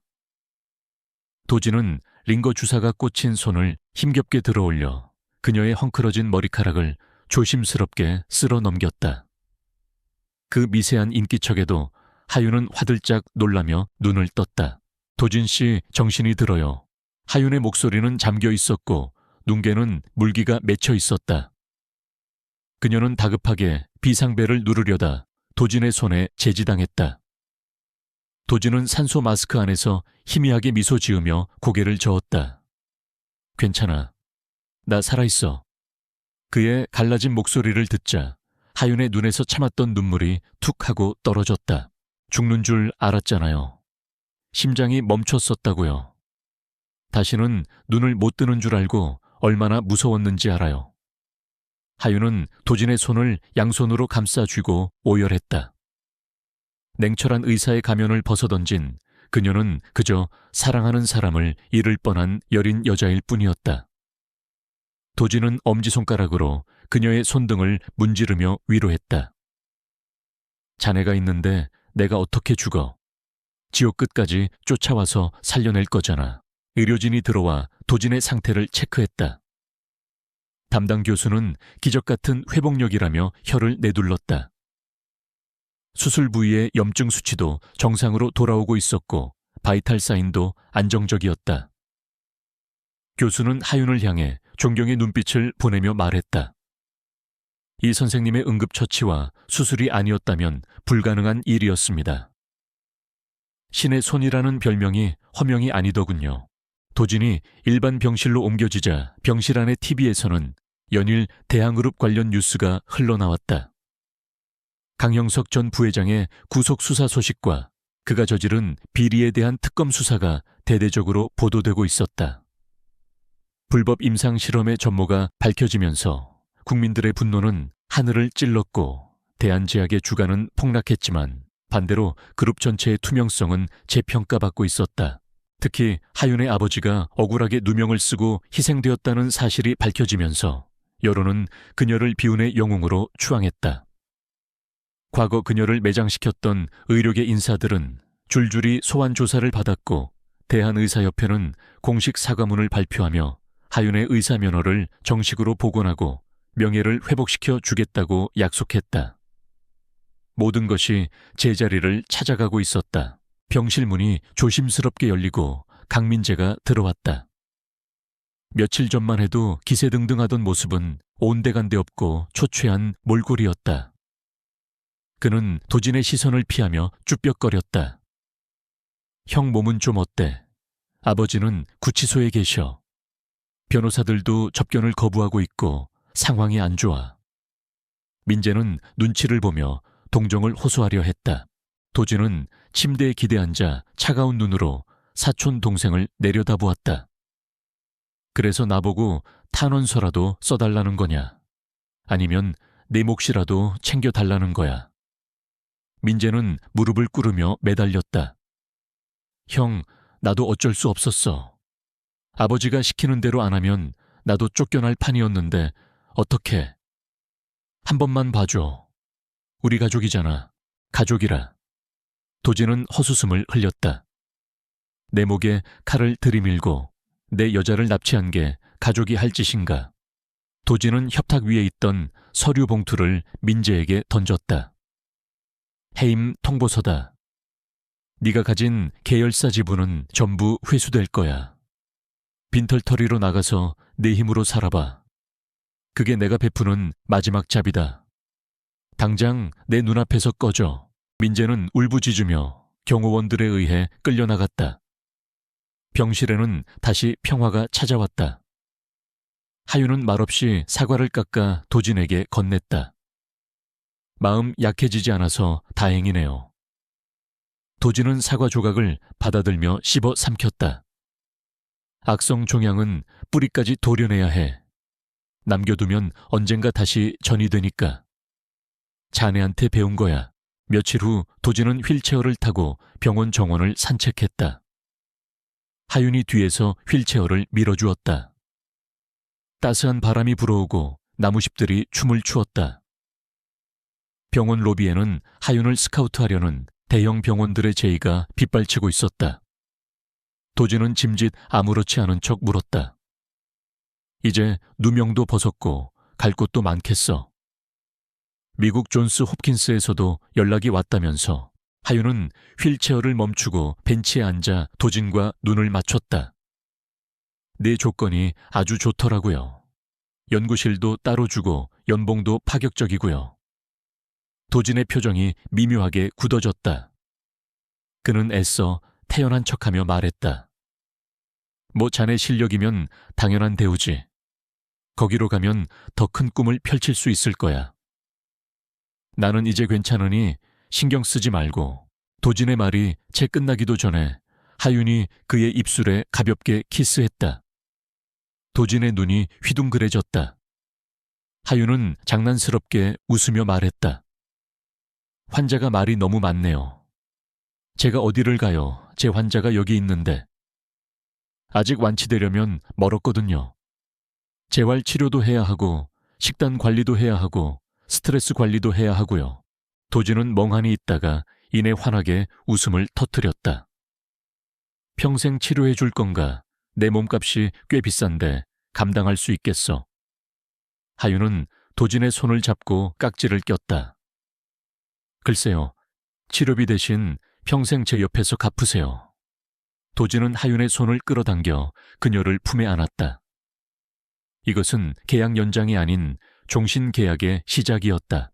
그날 오후 병원 장실에서 하윤을 호출했다. 그녀를 쫓아냈던 전임 병원장은 구속되었고 새로운 병원장이 취임한 상태였다. 병원장은 하윤에게 정중히 고개를 숙였다. 이 선생님, 과거 우리 병원이 저지른 과오를 용서해 주십시오. 흉부외과 과장 자리를 비워뒀습니다. 부디 돌아오셔서 병원의 명예를 드높여 주시길 바랍니다. 하윤은 병원장의 제안을 정중하지만 단호하게 거절했다. 사과는 받겠습니다. 하지만 돌아오지는 않겠습니다. 저는 더 이상 거대 조직의 부속품으로 살고 싶지 않습니다. 제게는 지켜야 할 사람과 제가 직접 만들어가야 할 의료의 길이 있습니다. 그녀는 미련 없이 병원 장실을 나섰다. 하윤의 발걸음은 그 어느 때보다 가벼웠다. 그녀는 도진과 함께 새로운 꿈을 꾸고 있었다. 대한그룹의 지원을 받아 의료 소외 계층을 위한 재단을 설립하고 진정한 의미의 의술을 펼치는 것. 그것이 하윤이 선택한 길이자 도진이 그녀에게 바치는 헌사였다. 도진은 병실로 돌아온 하윤에게 서류 뭉치를 내밀었다. 대한의료재단 설립 계획서였다. 이사장란에는 이하윤이라는 이름이 적혀 있었다. 이게 뭐예요? 하윤이 놀라서 묻자 도진은 어깨를 으쓱였다. 자네를 잡아두기 위한 뇌물농담이고, 이건 자네 아버지가 못다 이룬 꿈이잖아. 돈이 없어서 치료받지 못하는 사람이 없는 세상을 만드는 거. 내가 자네의 물주가 되어주지. 마음껏 칼을 휘둘러봐. 돈 걱정은 하지 말고. 도진의 눈빛은 진지했다. 하윤은 서류를 가슴에 품고 감동에 젖었다. 그는 단순히 그녀를 사랑하는 것을 넘어 그녀의 가치관과 꿈까지 사랑하고 지지해주고 있었다. 고마워요. 정말 잘할게요. 하윤의 말에 도진은 그녀의 손등에 입을 맞추며 속삭였다. 나야말로 고마워. 암흑뿐이던 내 세상에 들어와줘서. 퇴원 전날 밤 두 사람은 병원 옥상에 올라가 서울의 야경을 내려다보았다. 화려한 불빛들이 별처럼 반짝이고 있었다. 한 달 전만 해도 쫓기는 신세였던 그들이 이제는 이 도시의 가장 높은 곳에서 서로를 마주보고 있었다. 폭풍은 지나갔고 그 자리에는 더욱 단단해진 사랑과 신뢰가 뿌리 내렸다. 도진은 주머니에서 작은 벨벳 상자를 꺼냈다. 화려한 다이아몬드 반지는 아니었다. 심플하지만 세련된 백금 반지였다. 그는 하윤의 왼손 약지에 반지를 끼워주며 말했다. 의사로서의 이하윤도 존경하지만 나는 인간 이하윤 없이는 단 하루도 살 수 없을 것 같아. 나랑 결혼해 줄래? 투박하지만 진심 어린 프로포즈였다. 하윤은 눈물을 글썽이며 고개를 끄덕였다. 네, 그럴게요. 당신이 아플 때나 건강할 때나 죽음이 우리를 갈라놓을 때까지 당신 곁을 지킬게요. 두 사람은 달빛 아래서 깊은 키스를 나누었다. 서울의 밤바람이 그들을 축복하듯 부드럽게 감싸 안았다. 과거의 상처는 아물었고 미래는 찬란하게 빛나고 있었다. 다음 날 도진은 말끔한 슈트 차림으로 퇴원했다. 병원 로비에는 수많은 취재진이 몰려 있었다. 도진은 하윤의 손을 꼭 잡고 당당하게 카메라 앞에 섰다. 쏟아지는 플래시 세례 속에서 그는 선언했다. 대한그룹은 오늘부로 새롭게 태어날 것입니다. 투명한 경영과 사회적 책임을 다하는 기업이 되겠습니다. 그리고 제 옆에 있는 이 사람이 그 변화의 증인입니다. 기자들의 질문이 쏟아졌다. 두 분의 관계는 어떻게 되십니까? 결혼 계획이 있으십니까? 도진은 하윤을 바라보며 환하게 웃었다. 제 생명의 은인이자 평생을 함께할 동반자입니다. 그 한마디로 모든 것이 정리되었다. 대한민국을 떠들썩하게 했던 재벌 회장과 여의사의 러브스토리는 해피엔딩을 향해 달려가고 있었다. 차에 오른 두 사람은 서로를 마주보며 미소 지었다. 이제 어디로 갈까요? 하윤의 물음에 도진은 대답했다. 일단 우리 집으로. 아니, 이제는 우리의 집이지. 기사가 차를 출발시켰다. 차창 밖으로 보이는 풍경은 여느 때와 다름없었지만 두 사람에게는 모든 것이 새롭게 느껴졌다. 그들은 이제 혼자가 아니라 둘이서 세상을 마주할 준비가 되어 있었다. 하지만 이야기는 여기서 끝이 아니었다. 진정한 삶은 동화 같은 결말 이후에 시작되는 법이니까. 그들이 만들어갈 새로운 세상과 그 안에서 피어날 소소하고 따뜻한 일상들이 기다리고 있었다. 권력의 정점에서 피어난 사랑은 이제 그늘진 곳을 비추는 등불이 되어 타오를 준비를 마쳤다. 두 사람의 손은 굳게 맞잡혀 풀릴 줄 몰랐다. 계절이 4번 바뀌고 다시 봄이 찾아왔다. 서울 도심 한복판 과거 재개발 문제로 시끄러웠던 부지에 세련된 디자인의 건물이 우뚝 솟아 있었다. 건물 정면에는 하윤자선 의료원이라는 간판이 햇살을 받아 눈부시게 빛나고 있었다. 이곳은 수익을 쫓지 않고 오직 생명을 살리는 데 집중하겠다는 이하윤과 강도진의 의지가 구체화된 결과물이었다. 개원식 행사장에는 수많은 인파가 몰려들었다. 정재계 인사들은 물론이고 과거 하윤의 도움을 받았던 환자들, 그리고 인근 주민들까지 모두가 축하를 위해 모였다. 단상에 선 하윤은 더 이상 낡은 의원에서 숨죽여 살던 도망자가 아니었다. 그녀는 대한민국 의료계의 새로운 희망이자 노블레스 오블리주를 실천하는 상징적인 존재가 되어 있었다. 마이크 앞에 선 하윤은 떨리는 목소리를 가다듬고 입을 열었다. 가난하다는 이유로, 힘이 없다는 이유로 생명의 무게가 달라져서는 안 됩니다. 이곳은 그 누구에게나 공평한 기회를 제공하는 생명의 안식처가 될 것입니다. 그녀의 진심 어린 연설에 청중들은 뜨거운 박수를 보냈다. 맨 앞줄에 앉은 도진은 벅찬 표정으로 그녀를 바라보았다. 도진은 지난 1년 동안 그룹을 완전히 개혁했다. 강영석 전 부회장이 남긴 부패의 고리를 끊어내고 투명 경영을 도입하여 대항그룹을 존경받는 기업으로 탈바꿈시켰다. 물론 그 과정에서 수많은 저항과 어려움이 있었지만 하윤이 곁에 있었기에 그는 흔들리지 않았다. 그녀는 그의 양심이자 나침반이었다.